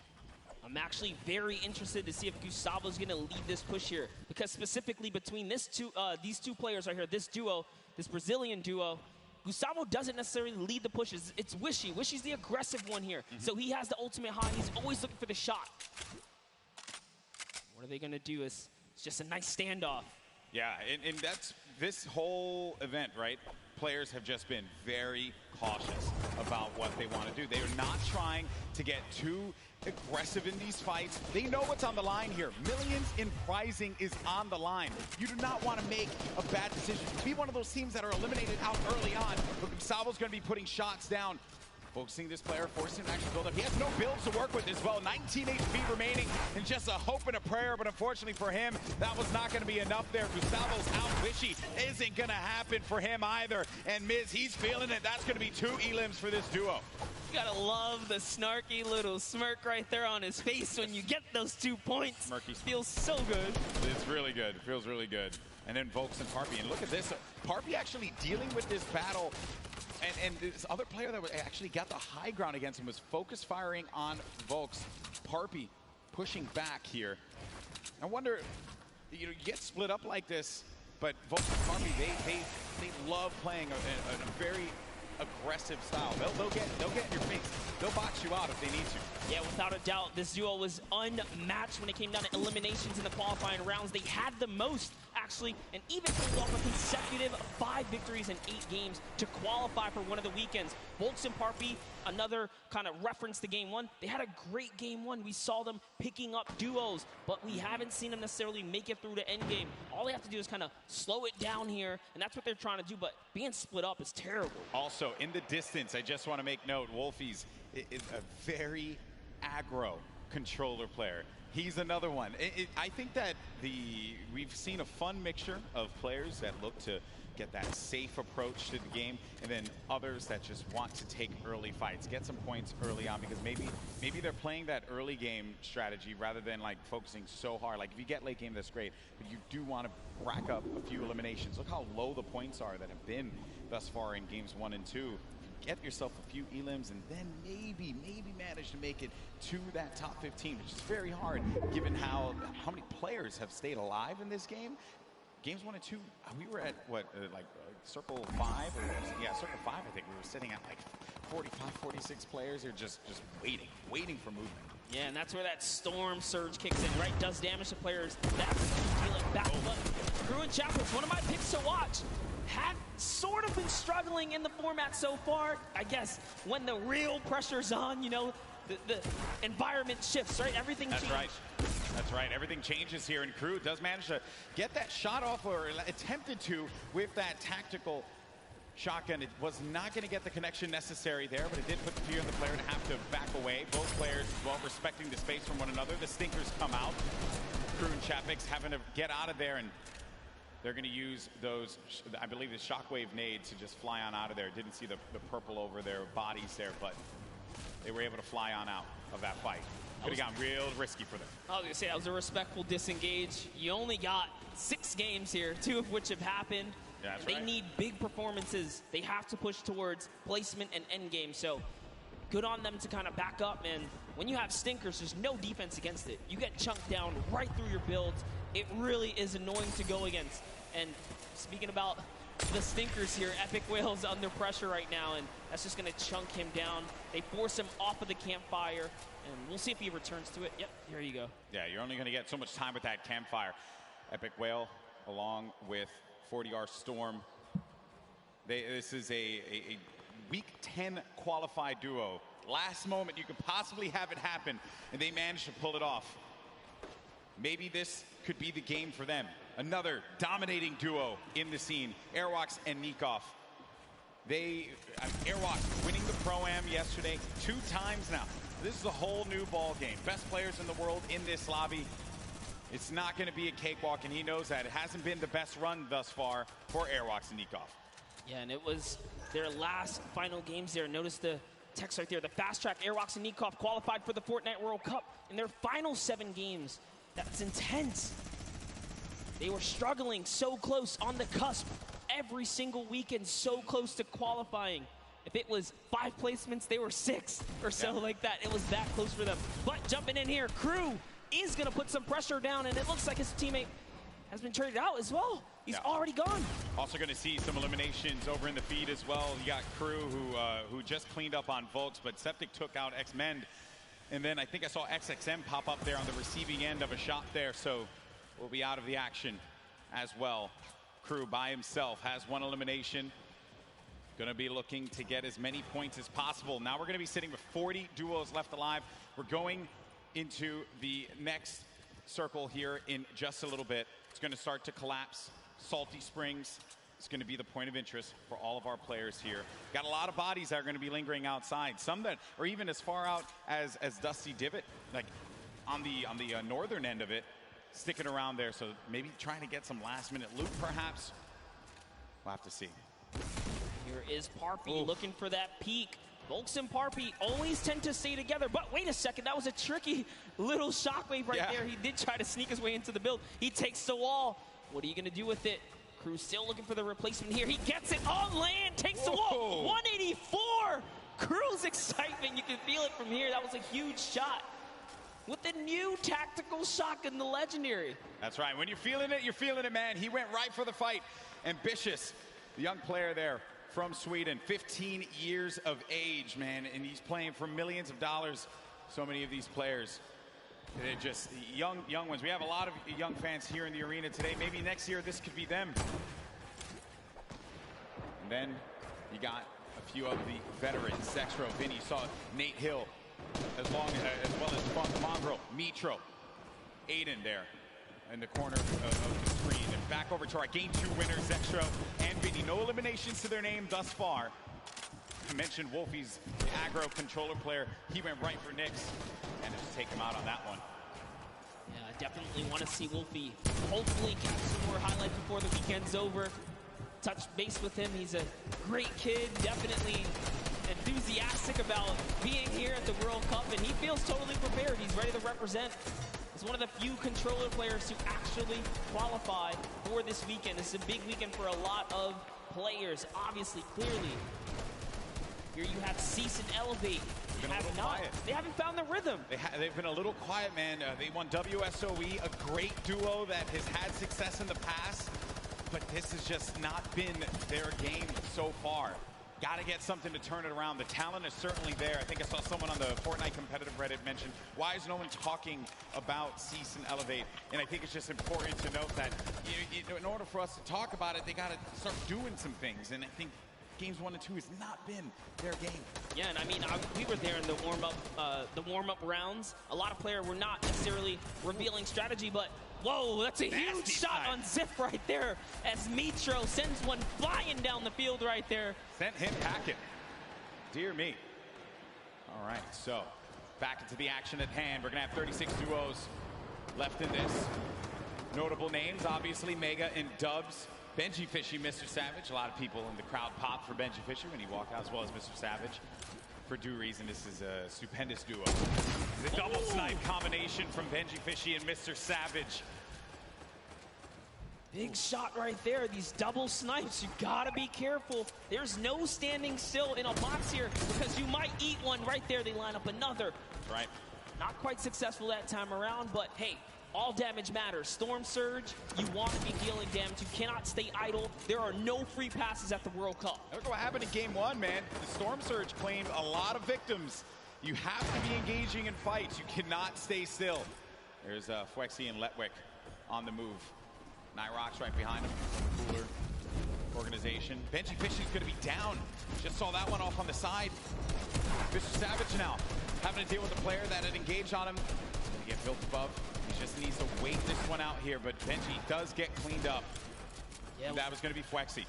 And that was such a sneaky ambush right there. He used his shadow bomb, pushed up. Notice Benji was kind of over-peeking, harassing players with that sniper. You cannot hold down scope right there. He ate a shotgun to the face, and that's why Benji goes down. And I love what Savage did here. He just went for high ground. He had to immediately get out of there and leave his duo behind. So what can Mr. Savage do? One of the best mechanical players here today. What can he do by himself? It's not going to be easy. Not with a lobby like this.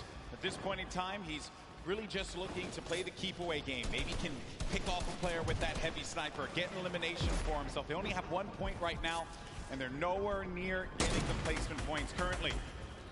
But he's still looking to harass some players. Put some pressure on them. Now you see that half in, half out circle. Only 2 duos are going to be inside of there. So everyone's going to have to start to move over to that east side. It's going to be a struggle for so many players. They're starting to make the moves right now. They want to try and gatekeep, prevent these players from getting inside. This is a team we want to watch right now during this rotation. Mongrel and Mitro, they are masters at executing, especially when they have mobility like this to cut across the field. They are on the hunt right now, and there's no reason for them to rush. Once they spot out someone, they're gonna pounce. They're gonna jump on that target. Yeah, they're gonna wait for you to make that mistake. And with the nerves at an all-time high here, players are certainly gonna make that error in judgment. Saw it happen in scrims when we were looking at players just getting warmed up. So much at stake here, but there's the launch pad. It's going to go out now. Need to be wary of getting beamed in the sky. So many times you think that you're just going to be sailing away with no problem, not a care in the world, and then you just end up losing all of your shields, all of your HP, and then that's it. You're done. I've seen it countless number of times. People tweet out, you know, you fly across, you get taken out the sky, but it's all about timing. Neither Mitro nor Mongrel were shot once on that rotation, and it was masterfully done right there. And whoa, it looks like they're tracking so beautifully. Catches someone trying to just kind of rotate on by in a shadow bomb, but that was not enough. You are not safe from the shadows there, buddy. Another thing, too, was that when they were out of position for a brief moment, the way that they were able to just get back together, right? That patience with one another, the communication, you need to have it when you're getting down to these final moments. 25 duos are going to still be standing here. You got Calculator and Macwood. They're going to have that high ground up above. They shouldn't be comfortable just yet, because anything can happen here. Look at where that next circle is going to be going. Moves need to be made. With that RPG, I mean, they can basically take high ground at any given moment that they want nor choose. Calculator looking around, already on 4 eliminations for Macwood. Macwood did say he's the fragger of the duo. We'll see if Calculator can keep up right now. I am just poking good fun because Calculator loves to talk a big game on the social medias. He really does, man. He's a character without a doubt. But right now, there is no fun and games to be had. This is game 3 of the Fortnite World Cup Finals. It's time to put up or shut up for a lot of these players. Look at that, wasting no extra mats. They do not waste more than they have to. This was earlier on. An elimination onto Mongrel and Mitra, or Mitra. There you have it, out of the game once again. That duo, European powerhouse, gonna pay there to Dubs and Mega. So far, so good. Macwood, again, just holding this positioning right here. He is gonna get blocked out with his teammate accidentally, but it's all good. This is still his ground to control right now. They have clear control of the skies here. And they have a ton of builds to work with as well, Monster. 4 eliminations for Macwood. A great game for him thus far. That's 4 points for this duo, but he's going to be taking some shots. Has to be careful there. And there you can see the lay of the land, Monster. Yes, the placement thresholds will be divvied out soon. There goes the Storm Surge already ringing down on players. Jay has to make a big move. Doesn't matter. Zate is going to wrap up right here as Keys goes down as well. And the shots are flying. And you can just look at the overhead, the chaos that's going on in the mid-ground specifically. And look who's still in this, Saf.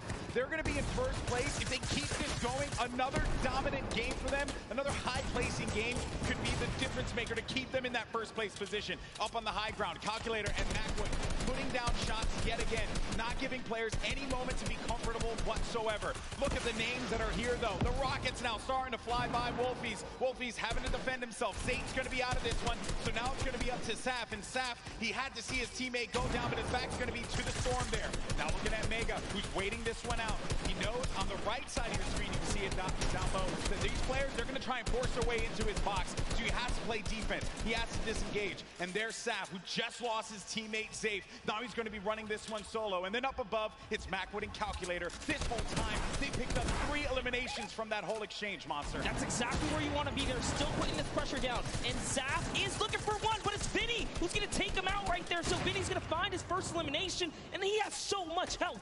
He is in the game right now, although by himself, because Zextro is down. And now Oslo, Bad Sniper, one of the few duos that are still left in this game right here. Arkham somehow, with a masterful rotation, he's still in as well. Bad Snipers at 11 eliminations with Oslo here. Wow, unreal stuff. Bad Sniper is going to be out of this one. Macwood and Calculator still owning the high ground. On the mid, down below, Dubs and Mega, one of the premier duos here at the Fortnite World Cup Finals. Could they get the high ground and wrestle the control away from Calculator and Macwood? Oslo waiting for Vinny. You can see that engagement down low, but we got to focus on what's going on above here, because Macwood and Calculator, they have their eyes on Dubs and Mega, and they do not want to give them that freedom to dictate where they want to go. They want to try and pinch them. Arkram just eliminated Vinny on that, and it's going to be Oslo and Arkram down low, but you're going to have a clash, a 2v2 in the high and in the mid ground, and Dubs and Mega feeling that pressure, needing to just dial back here, wait a minute, because I think what they're doing is they're just trying to see if they're going to run out of builds potentially. I mean, the play here certainly has just been defense, defense, defense. Yes, that's right. Oslo's now left by himself. All he has to do is time this fight, so long as he doesn't bother them. But Dubs and Mega try to go for the high ground and make a fatal error. They fall to the low here, Golden Boy. This isn't looking good there. Mega and Dubs, they have the low ground, the ultimate low ground. Oslo's going to be outside, but they get the elimination. Calculator and Macwood, they're holding the high ground, and that's the victory royale. Macwood pops off in game 3. 7 eliminations for him, 2 for Calculator, 9 total, plus the victory royale. 19 points for that duo. Crushed it. There was just something about the loadout. Seeing that RPG once they already were holding the best point, the high ground. You just knew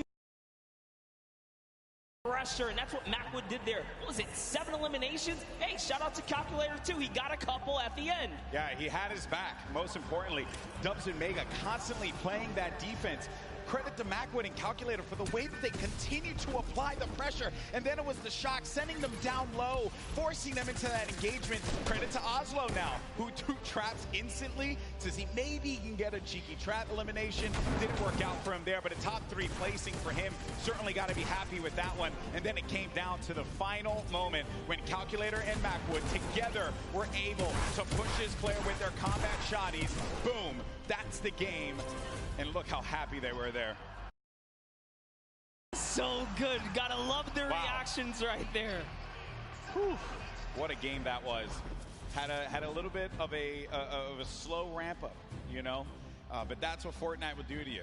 You're just talking, you're having a conversation about where the positioning is going to be, and then out of nowhere, boom, you're in the action, you're in the fight, and things start to get wild.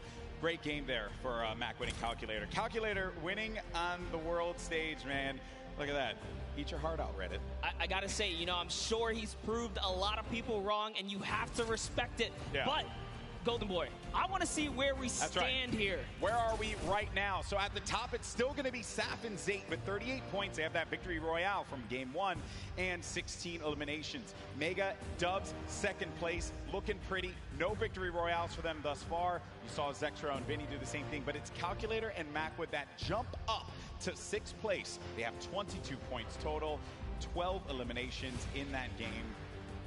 They're finally in that top 10. I want to take it one step further. Bad Sniper and Oslo jump up to 13 total eliminations. They didn't have anything up until this point. They just had one great pop-off game. Yeah. And suddenly they're in the running here. It is anyone's game in the top 10 because you have to be consistent. And again, there's always those wild cards, those pop-off moments. And here's a look at page 2.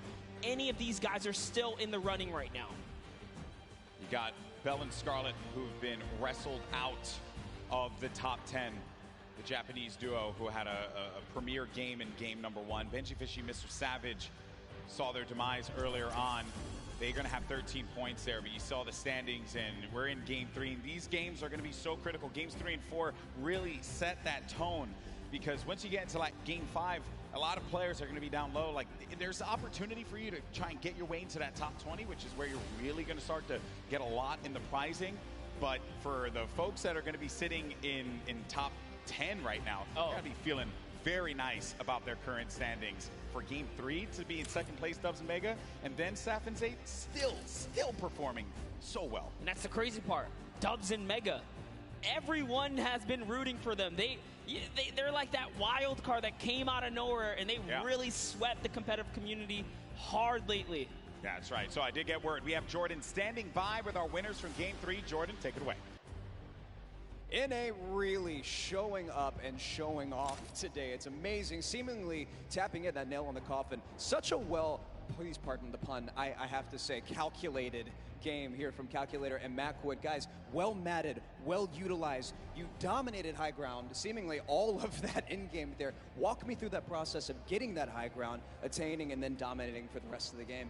Well, we were able to pick up 2 lucky eliminations on that outer circle of 4th zone, I think it is, and we were able to use our mats to build up. We were lucky enough to get half and half, and we were able to just beam people out of the air, hold high, and got lucky with a couple zones. Amazing. Well, I mean, again, you had 3 games left to go. The strategy, is it going to continue to shift around a little bit, or are you guys going to maintain what you've been working on thus far? I didn't hear the question. Strategy, maintaining thus far. You guys have a very calculated and very patient game, seemingly leading all the way up to the end of the end game. Right, walk me through your strategy for the end of the next 3 games. Shoot them in the head. Shoot them in the head. You heard it here first. Back to you, GV and Monster. Calculator gets one opportunity to show the world his prowess and knowledge of Fortnite. He just says shoot them in the head. You gotta respect it. You know, some people, it's just that simple. And hey, man, maybe he's just wired that way, right? We're all wired a little differently. Calculator has clearly got his head on his shoulders, and he's ready to just shoot things. Yeah, but Macwood was the one doing a bulk of the shooting in that last game. 7 eliminations for Macwood. He looked so great, and you would expect the young Calculator to be the one that leads the charge on slaying, but Macwood, man, holding it down. And let's not get ahead of ourselves here. I mean, you know, Macwood not that much older, right? But I think it's just important to note that you have to have teammates at any point in time to just pop off. Like, you need that. It's so necessary. Got to trust in your teammate. That's what makes a lot of these duos so successful. Yes, I mean, we've seen it from the start of every round. Some teams are just more aggressive than others, and they know how to stick together. A lot of great moments in that game, and good news for us is that we got Sundown standing by to break it all down. Sundown, over to you. Thank you so much, Golden Boy and Monster. Now, we talked about Safe and Zat. We just got to talk with Macwood and Calculator. But Dubs and Mega had an incredible game from the early into the mid that they transitioned into a top 2 performance. So let's dive right on in and see what allowed to make them into the top 3. First, notice their elims in the bottom corner, but the rifle fire together. The second they see the shield is down, able to pick up 1. Mega is the one who is leading the charge here. He picks up all 4 of their first elims. You can see Waller plays down, and the trap is so intelligent. Double ticks going through, places the ramp so it's phased. knowing the yellow is there, pushes in 2 more elims, chug splashes, Dubs stays up with just barely enough HP, and you can see he's trying to trap the floor every single time, gets the mid-ground control, 5th elim for Mega. We talked about how high their ceiling was, unfortunately using the shockwave to go down and end up at a low ground disadvantage. Calculator and Macwood able to ride it out, but now Mega and Dubs have pushed into that top 3, challenging to be the first ever World Championship duo. The team who has possibly the highest ceiling, full qualified solos and duos. The question is, in the last half, the last 3 games, will they be able to keep it up? Will NA stay on top? Will Serpent and Hype represent Oceania and upset the apple cart? I'm about ready to see some hype myself. Let's throw it back inside for the last 3 games. Gentlemen, take it away. Well, if you want hype, got you covered, baby, because these games have been incredible. And if you're just joining us for the first time, welcome to the Fortnite World Cup Finals live from New York City. We're in the Arthur Ashe Stadium. Game 3 just concluded. We had 3 different winners across 3 different games. This is our duos competition. These players are playing for a lot of money in prizing. So much on the line here. Lives will change forever after today for those players that are on the stage and some of the folks you're seeing on your screen right now in, well, I would say in different situations than they would find themselves in. You got Vinny and Zexro, they're right there. Zayt and Saf, 3 games in, still holding on to first place. It has been wild stuff. Welcome, I'm Golden Boy alongside with Monster D-Face here, and it's been a great day. Really, there's nothing more that you could possibly say about it. And as I had mentioned before, the prizing, the money that these guys are battling it out for, this is it. First place will take home $3 million. Second place gets $2.2 million. Like, that's just absurd. You get in the, where is this here? 4 millionaires, 4 millionaire duos before the weekend is over, not to mention all the fame and clout that comes with it. So I think you'll be pretty well off at that point, but everyone's a winner here. We're here to celebrate all of the competitors that made it this far to the Fortnite World Cup final stage, because those 10 weekends of qualifications were not easy. Yeah, when you get into 10th place, that's where you really start to rack up the coin. But Game 4 now about to begin. Here we go, folks. Let's see who's going to come out on top. We've had 3 different winners, but our top performers have been consistent through and through. Are we going to see a repeat winner? Are we going to get a new one to add to the list? It's now time. The battle bus is loaded up. Let's start Game 4. And you know what? Every game so far, we've seen a new winner. I love that. Same thing with the Pro-Am. There was always some new duo showing that, hey, we've been playing this game. We're ready to take a victory. Everyone here has the potential to come out on top, and you see it unfold in those final moments. Throughout the weekend, we've been doing interviews, meeting with fans, and talking to people, and a lot of folks have asked, who do you think is going to win? And I know it sounds like a cop-out answer, but I'm very real with you all. I have no freaking idea because it truly is up. It's up in the air. This is a battle royale game. At any point in time, you can have Macwood and Calculator just having the game of their lives in Game 3, and now look, boom, they're going to be sitting in the top 10. I mean, how do you even predict that? We nearly saw it with Zayt and Saf. I think anyone with good logic can clearly put their money on people that have had prior experience, but even that is not enough because Macwood and Calculator showing that, hey, you know what? We don't even need that. We're here to slay. Dubs and Mega, they're in second place. They made their names in these qualifiers that led us up to this point. They did not find themselves in land. This is the first time these young men are up there playing on this stage.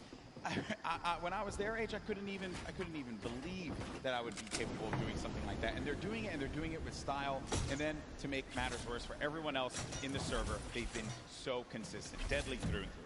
Yeah, that's right. And they're in second place, no victory royale. So just showing that if you step to their box, you're gonna get hurt. We saw Mega with a masterful, and I mean beautiful performance under Storm Surge pressure. He didn't even blink an eye, still fighting other players, fighting his way out of that desperate situation. Volks and Parpy, let's just hop into this duo right here. We'll talk about him a little bit. They are known for sticking to the hip in PvP. Yeah. Earlier today, we saw Volks get traded out, but it wasn't just like an easy trade. They were actually winning the engagement up until that point, just showing that they have the skill. And that's the OCE region, right? One of the most feared regions here at the qualifiers, because of the fact that you just had to get a ton of elims. You had to be #1 in the region. When talking to players, I would ask them, what are you looking to avoid? And every time, if it was, you know, the NAU players, they would say, I'm just trying to avoid OCE or Brazil. I don't want to have to deal with that. Because they play the hyper aggro style, and they just don't care who you are. They're going to go for the fight. I mean, you saw Scarlet and Bell in that first game. I truly thought they were going to take the whole thing. It was so close. Even Sinnoh in the Pro-Am yesterday, another top player finished in the second. Asian region, finished second. And he was just, I know it's a Pro-Am, obviously a different competition there, but he was just going into boxes. He didn't care, not a care in the world for them. Now, Volks and Parpy do find a player above here, right by the jet stream. And he hit him once for whites already, so that means there is no shield on that player. You can have up to 100 effective shield. That player's dangerously weak, and folks just keeping an eye on him. He doesn't know if he slipped out already, and he says, you know what, I'm going to go back to my teammate. It's a little too risky getting split up here. Yeah, play for the mid to late game in this situation now, but 7SSK is going to be dealing once again with Spades and Crims. It seems like just a constant for them. They cannot seem to win out on this fight. Crims is going to be down though, so the advantage could be going in the favor of Jamside and 7SSK. Spades going to have the high ground, now having to deal with a 1v2. Does he have what it takes to pull this one off? He doesn't own that wall. He has no more builds to work with as well. They're going to push out, and Spades couldn't deal with it, and that's going to be the win there for those two. You would think for Jamside and SSK, like, hey, you know, we've been landing here, haven't been successful. Do you mix it up? They say, nah, I'm going to stick to my guns here, because everyone's a winner, regardless. The VP boys coming out on top. Week 6 qualifiers for them. And they just need that game, that one game. So many of these players get that one game that catapults them into the top 10. Then the momentum shifts, the confidence starts to rise up. You think to yourself, I am capable of being able to do this. Mongrel looking for it right here. Love this dual perspective right now. Mongrel's actually looking for a side angle. He's going for the offense, pushing out. Is he tracking this player down? It's really hard to tell. They're getting into, really just going deeper into Neo Tilted. If you hang on the outskirts or by the slips, you're at huge risk for getting dived onto. It looks like they say, you know what, we're just going to continue to push on through. Those guys dive off, and those markers are actually the trackers. They say, hey, they're going this way. Mongrel still wants a piece of this. Keeping up with where players are moving in the crowded Neo Tilted, a new area that was introduced just a little while ago. Some players made Tilted Towers their home. This was a drop spot for so many, the likes of Nick Merckx, Aiden, right? But ever since it changed, you started to see players second guess whether or not they wanted to go to the new Tilted. Talking to Aiden earlier, actually when we went out to go get pizza and stuff, he had mentioned like Tilted's just a whole different beast now. Just not something that he really would want to deal with. That's why you don't really see him going that way anymore. Yeah, it's just a different lay of the land. As things start to shift, different comforts kind of tend to evolve and whatnot here. But we have Twiz in cover H looking for a push down right now, and they have the positioning, they have the high ground, and it's just a matter of, do we want to dive down? They don't want to give up their angle. They know this duo below them have a flint knock. Flint knock can do so much damage if you peek the wrong way. Minimal's going to hit you for about 80. This duo from New Zealand, we had a chance to talk to them for that piece, and great to see that friendship, the communication that they'll have with one another, something that a lot of these duos that came together for the Fortnite World Cup duos portion of the finals don't really have. They don't have that cohesion, that chemistry that these two will have, right? That Saf and Zate would have as well.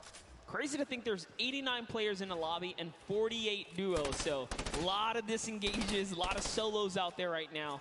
Keenstar and Hunter looking to defend themselves right now, and it's just a cat game right here, cat and mouse game. What are they going to do? They actually shockwave on out of there, and Into the slip they go. They're out. They're trying to get away. That was a shadow bomb right there, and he's gone. Yeah, I was a little worried about that duo that was coming in, but the storm is creeping up now.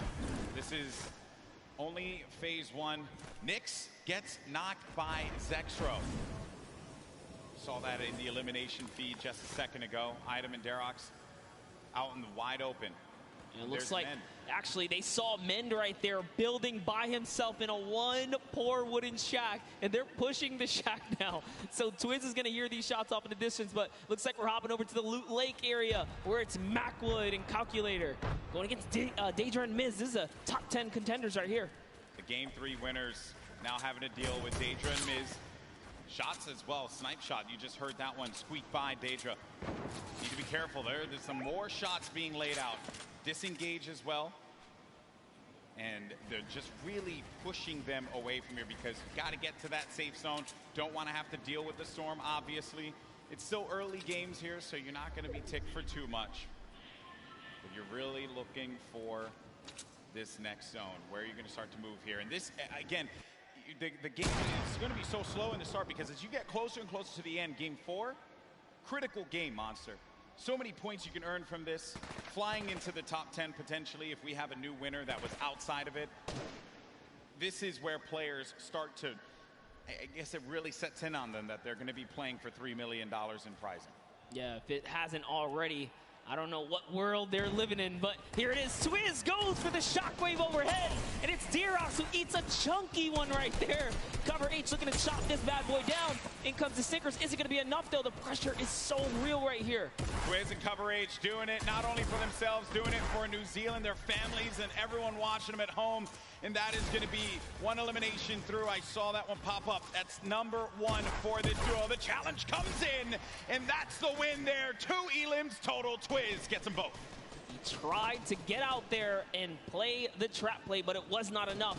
7 SSK and Jamside have rotated in from Paradise Found. Oh, no. Oh, no. Down comes the build. Oh, no. They should be close enough. Yeah, he is going to be able to catch himself, and a build battle goes off, Golden Boy. Cover H is going to be down. Jamside, 7 SSK 7. You're looking at Jam's perspective here.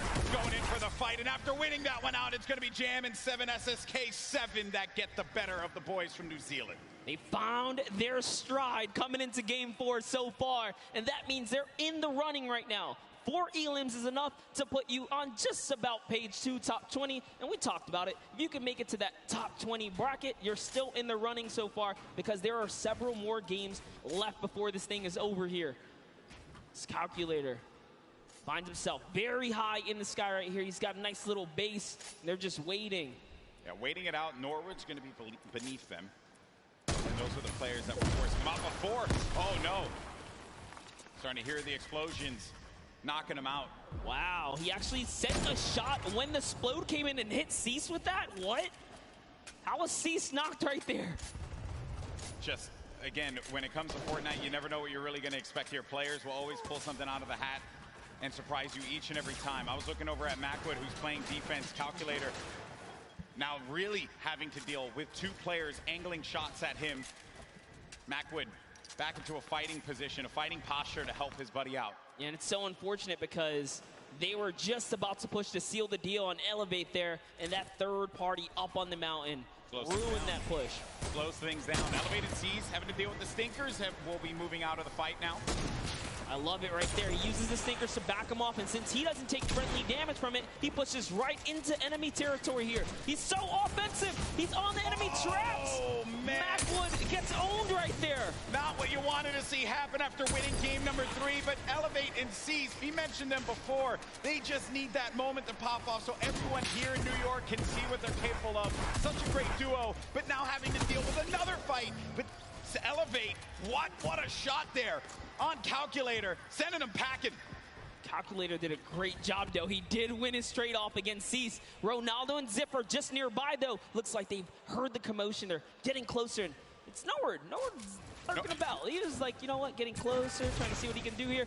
And Zip's going to fall down here because of the shockwave. Yeah, Norwood was the one down low, hearing all of the action happening. Zip and Ronaldo now in front of us. They managed to get this wall, just get ownership of it, but the ramp is going to be placed, giving him time to wiggle out of that moment of time. And nowhere to actually use all of his shockwaves there to disengage. Yeah, it's not really worth it. By herself, evidently. Oh, man. And that's Nowhere. Nowhere He tried. didn't get far. He did not get far at all, my friend. But there's the other duo right in front of him. Zip and Ronaldo have him in the sights. Ronaldo's going to be on the other side now. Engaging in the fight, not taking any damage. Such a good job, though. Good job by Zip here to come in and back up his teammate right now. He is trying desperately to get to his teammate here. This is great teamwork. Now they have the pinch lined up, and the trap is down. That's a siphon for Elevate right there. That siphon could be the difference maker for him.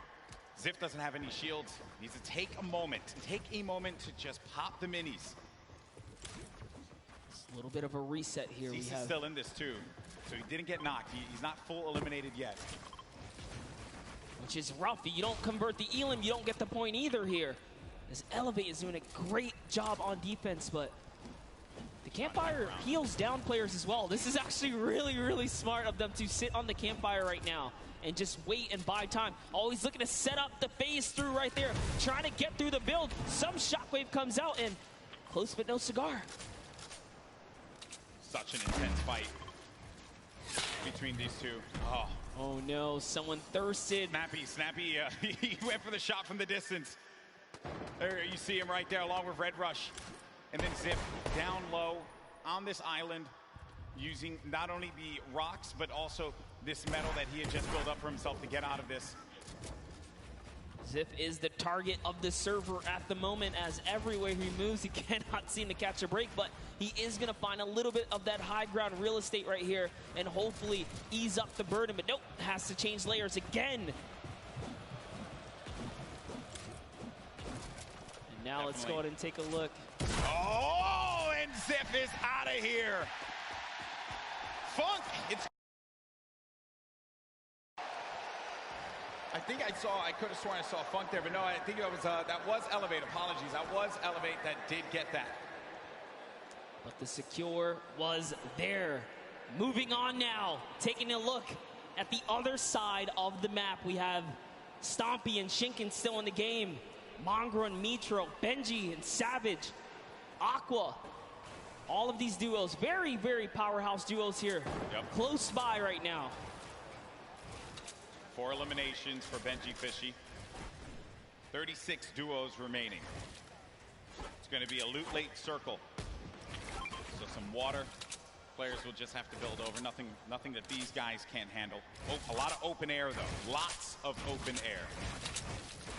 All right, Benji's at 4 eliminations here. He's been having a good game. They've been playing well. Playing very good. 4 Elims. Just the final moments, right? This early in the game to have 4 Elims is actually huge, and I love what they're doing right now, just fishing for damage, because Storm Surge, you never want to be under the pressure of the Storm Surge. They know that with 50 players in the lobby, dependent on the zone, Storm Surge will activate, excuse me. So Force Sinkers is the perfect tool, perfect utility to have. Can take some damage down on any of these players, getting comfortable inside of a box. Now looking at this, got Vinny down low in a campfire. Saw Aiden and Sean there too. Had a few good moments for Aiden and Sean. It hasn't really been their event so far. Dude. 6 elims. That's insane. Having 6 eliminations already. Take a look at this stat right here. Damage dealt, 842. The match average, every other player on average, 176. That's not even enough to take out a player with shield and health. So they're doing a lot of work on this lobby right now, and they are here to play. Looks like they're going to find themselves another spot. This is actually an interesting spot, but it's all good because they have launch pads. They can get up and over this cliff lip right here, and they're backside safe, so all they have to do is protect their forward angles. I understand we did get some moments of Mongrel earlier on as he's trying to see where players are going to start to make some moves. Let's go ahead and take a look at that. And we'll come back and see where they are currently.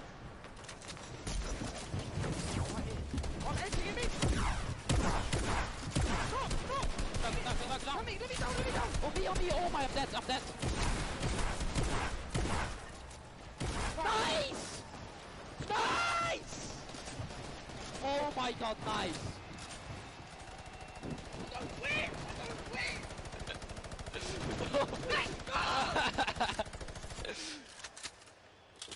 And that's why this is one of the best duos in Fortnite. Way to clutch up in those moments, man. Yeah, the nerves, they have to be shaking there. But Mongrel, just a steely stare. Love it. Love to see it. Get out there and get yourself a duo that's going to clutch up for you today in the Fortnite game. If your friend ain't doing it, drop him. You don't need him. That's right, but you heard him. He said we're going to win loud and confidently. Mongrel and Mitro are here. And they're here to win this game. That's the mission. But everyone else, all 33 duos that remain here have that same objective in mind. Luckily for them, I think that circle does work out for them just a tad. And there it is, Storm Surge. It's now live. And it's going to hurt some people. You either have to do damage or less than 50 players have to be in the lobby. So 6 individual players right Gustavo's now out. are under it. Yep, that's it. Gustavo gets owned right there. Is Wishy going to be able to do something about it? Storm Surge in effect. Dubs and Mega once again. They're in second place in the leaderboards. 3 games have worked out very, very well for them. And they can see that effect. You can see the Storm Surge around you. 51 players. Only 1 player needs to be eliminated, and that will be it. Says, you know what? We balling. They out. They're going. They're trying to get that zone plan for placement right now. And do you blame them? Why not? They're in the lead right now. All they have to do is consistently skate through. They've gotten through the hardest part, the beginning. They're warmed up. As Mega is trying to fish around here and get a good spot in. Looks like they get themselves a little bit more real estate, but the pressure is in because the baller players come in. Right in front of them, too. More defense having to be played here. It's kind of shades of game 3 when they were in a similar spot, but this was from the high ground. This time, they'll be right in front of them. The action has cooled, though. They can take a moment to reset. Definitely did cost a fair amount of metal right there. Mega now on 300 metals, trying to inch his way to that fence nearby. Just doing a little bit of a material swap right there. Back to Mr. Savage and Benji Fishy with the minigun. The minigun's so good for pressure plays. Spread out a few of those materials. Get ready for the potential movement. Snaking is what you would hear players often mention. They tunnel out, give themselves some coverage. You need a lot of materials for that. Then the artillery strike from up above, a new item that was added.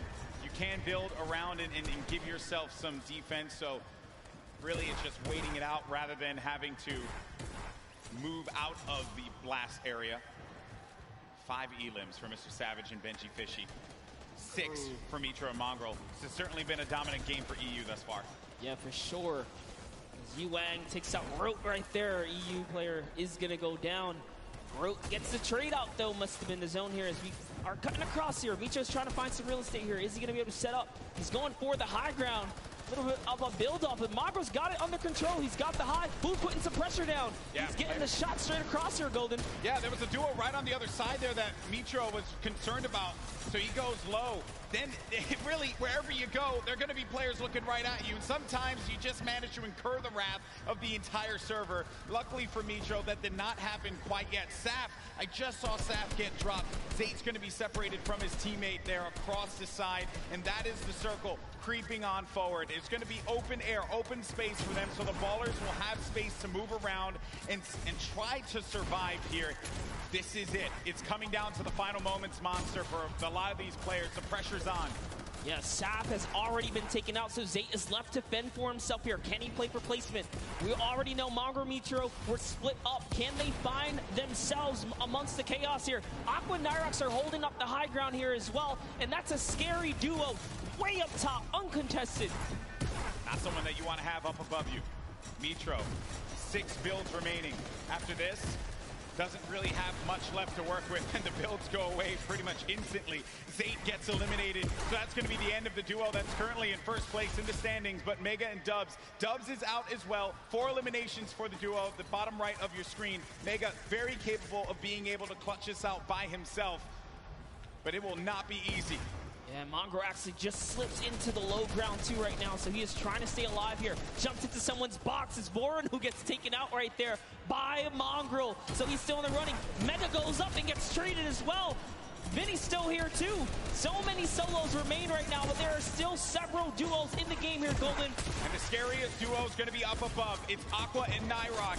They're tarping this up, and they're putting down shots wherever they can. If they can get a few more eliminations, a few more points, that will jettison them up the leaderboards.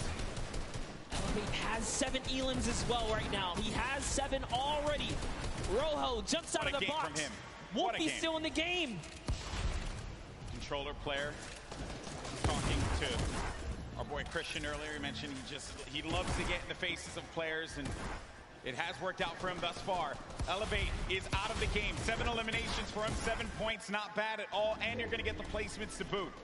Still, Aqua and Nyrox up above. Then you got Benji Fishy in the game. 5 eliminations for him, 6 total with Mr. Savage's 1. Oh, there's a player in front of him. He pops up in front of him. Oh, that's so scary there, but Benji Fishy is eliminated by Sky. Sky has been around the competitive scene for a long time, and for good reason right there. Nyrox now owning from the high ground, putting that pressure down. A shockwave was initiated right there, but it's not going to be enough. This is their map to control right here in the final moments. They're the only duo standing, Golden Boy. This is their game to win. The cooler duo. Is this going to happen? As they're putting the pressure on these players down low, they're synergized, they're communicating, and they're ready to pick up this victory royale in Game 4. He only has 10 builds, though. This is very intense. That's where it gets Both scary. of them don't have much here. He's going to put all the splashes down. Is that the decision right there to commit? Looks like the shockwave is going to cause an eruption in the high ground, and now they're in the zone here. What's going to happen here? This is so close. 5 players remaining. Few left as the shockwave is going to send him all the way up. Nyrox takes out Falconer down low, and he's wrestling with everyone, but Nyrox is out. Oh no, he does manage to get the elimination, and in the storm, he gets the victory royale. 7 eliminations for the duo. A big, big win for Nyrox and Aqua. Huge shockwave play in the final moments right there. It's going to propel him to the high ground and allow him to work top down. But not only that, it chucked everyone into the zone for a couple of seconds right there. So it truly was the ultimate disruption right there.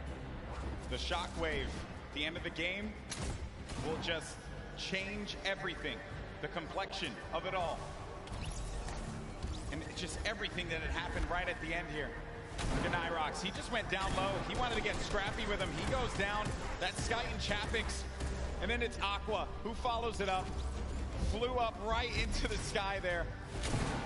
That was actually I also like looking at the player's face at these moments because the focus that he has. Ooh, man. To hit your shots. You must hit your shots. Look at that. Stompy, Shinkin have talked about Aqua and Nyrox as players to look out for. They're scary competitors on the scene, and good to see them take a victory royale. Yeah, in EU, right? So we've had 2 NA, 2 EU now. You know, getting a little scrappy out there. Spicy. I like to see it, right? Everyone's like, EU, where you at? NA, where you at, right? But hey, that is the game, right? You never know what you're gonna get. Saf and Zayt still hold on to first place, but it's only gonna be by 2 points. Dubs and Mega, they're looking for that victory royale. If they're able to get it, hey, they could find themselves in first. Vinny and Zexro in 3rd place currently with 35 points, 5 shy of first place. Saf and Zayt have to hold on to their title as the Kings of the Mountain. And in that last game, they just could not put it together. These last few games for this duo is going to be critical given how close this gap is between all of the players in the top 10. That's right, and take a look at your next page here. We saw plenty of Spades and Crims winning that Paradise Palms kind of early interaction, but one loss sets them way back to the second page now because you have to continue to accrue points here. But look, Epic Whale still here as well. There's a lot of players in the running. Yeah. Wild stuff from game 4, excuse me, as we've had the EU duo, the cooler duo, managing to get their win on the world stage. I know that we're going to have Jordan in a little bit with the winners. He's getting everything together. I want to hear from these players, and good news is we are going to do just that. So let's send it on over to Jordan, who has our winners standing by. A massive shift for EU here. We all know that shockwave grenades can absolutely shift the balance of in-game, especially allowing you to propel yourself up and work your way top down to dominate and control what was the most exciting final moments of in-game here today. What is your plan going into these next couple of games? There's a lot kind of hanging in the balance here, right? There's a big momentum shift for you, and you have the opportunity to kind of go any direction that you want. What's your plan? Our plan is just to keep going what we're doing right now, just landing our spot and going for consistent placement points. Consistent placement points, that's key and can absolutely take the Vic Roy home, as you saw just now. Back to you, GB and Monster. Thank you so much, Jordan, for that one. And stay the course. No reason for you to adjust anything. If it worked out for you there, clearly you're doing something right, Monster. Yeah, absolutely. I think these competitive players know best, and stubbornness is in their name. You saw Jamside, 7SSK say, hey, I don't care if I lose the first 3 times here. We're going to master this. We're going to turn it around. And they did. They had a great, at least, showing at some point at the last one. So players are going to stick to their guns. Early engagements, man, that is just, I love seeing those fights with the gray weapons, right? You really can tell who can figure it out with not much to work with. That's always the challenge that players have to deal with in the beginning of a game like this. Now, I do understand we have Bala standing by to break it down and what we saw in Game 4. Bala? Yeah, well, Aqua and Nyrox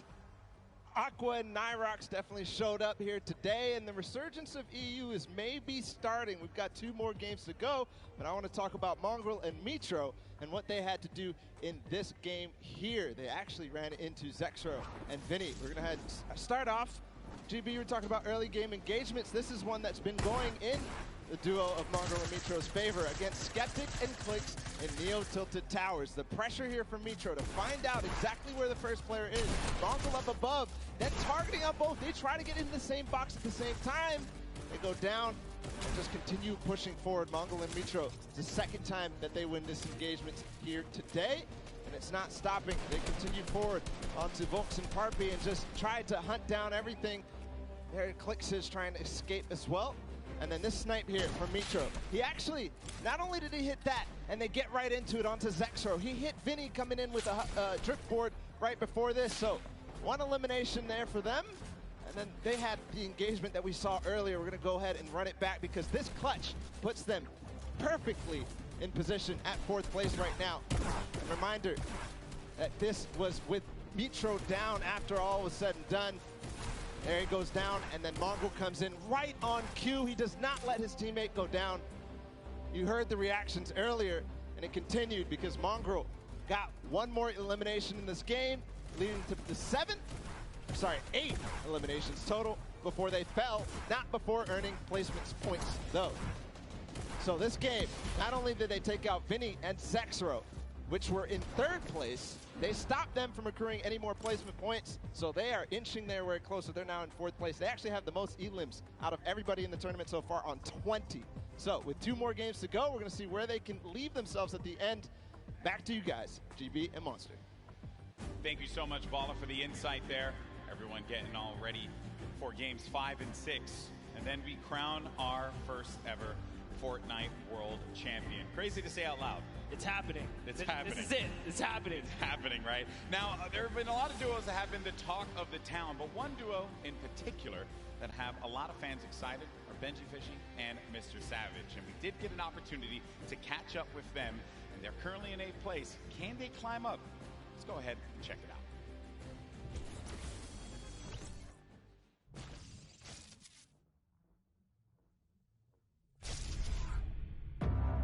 This is a scary duo. Benji Fishy and Mr. Savage. Our communication is probably the best in the world. I'm gonna rift us. Yeah, go. I just think we're on another level. Behind you. Double RPG, 3, 2, 1, go. Absolute destruction there. This dual partnership has changed our lives. We've been able to accomplish so much more together. Let's go! He encourages me, I encourage him. We're best friends, we're duo partners, and it makes me smile. Yeah, it's a good feeling. Check me again, bro! We're Savage! We're Benji Fishy, bro! My name is Martin Foss Anderson, and I go by the name Mr. Savage. My name is Benji Fish, and my in-game name is Benji Fishy. One of the most terrifying duos coming out of Europe, period.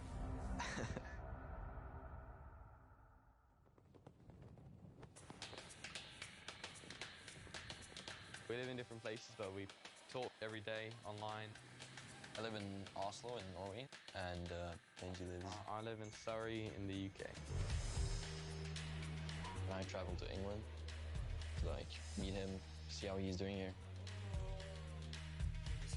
He has my back. If I ask him something, he'll help me out. We don't actually just play Fortnite. We play other games when we just want to have fun. We have a lot of the same interests. He's always really humble. I love his personality. Yeah, we're great friends. Oh, shoot. All right, yeah. Shoot. All right. I'm too good for you. Oh, there's a guy northwest of me. He has an RPG on north. The reason why we're so good at playing duos is because we both have super good mechanical skills, good chemistry, and communication. Hey, 120. Knocked one. Let's go, dude. Everybody knew in the community that Savage was one of the best players in the world. He knows the game really well, so he makes really good calls. Benji's just so insane at just eliminating people. Benji Fishy is dialed in right now. He just follows me perfectly. He fills in the gaps that I can't fill in. You'd think a fish out of water would be harmless. Not this fishy. Not today. People were definitely scared if they see some fishes running around Happy Hamlet. You'd think fishes weren't really that scary, but Fortnite, it's quite the opposite.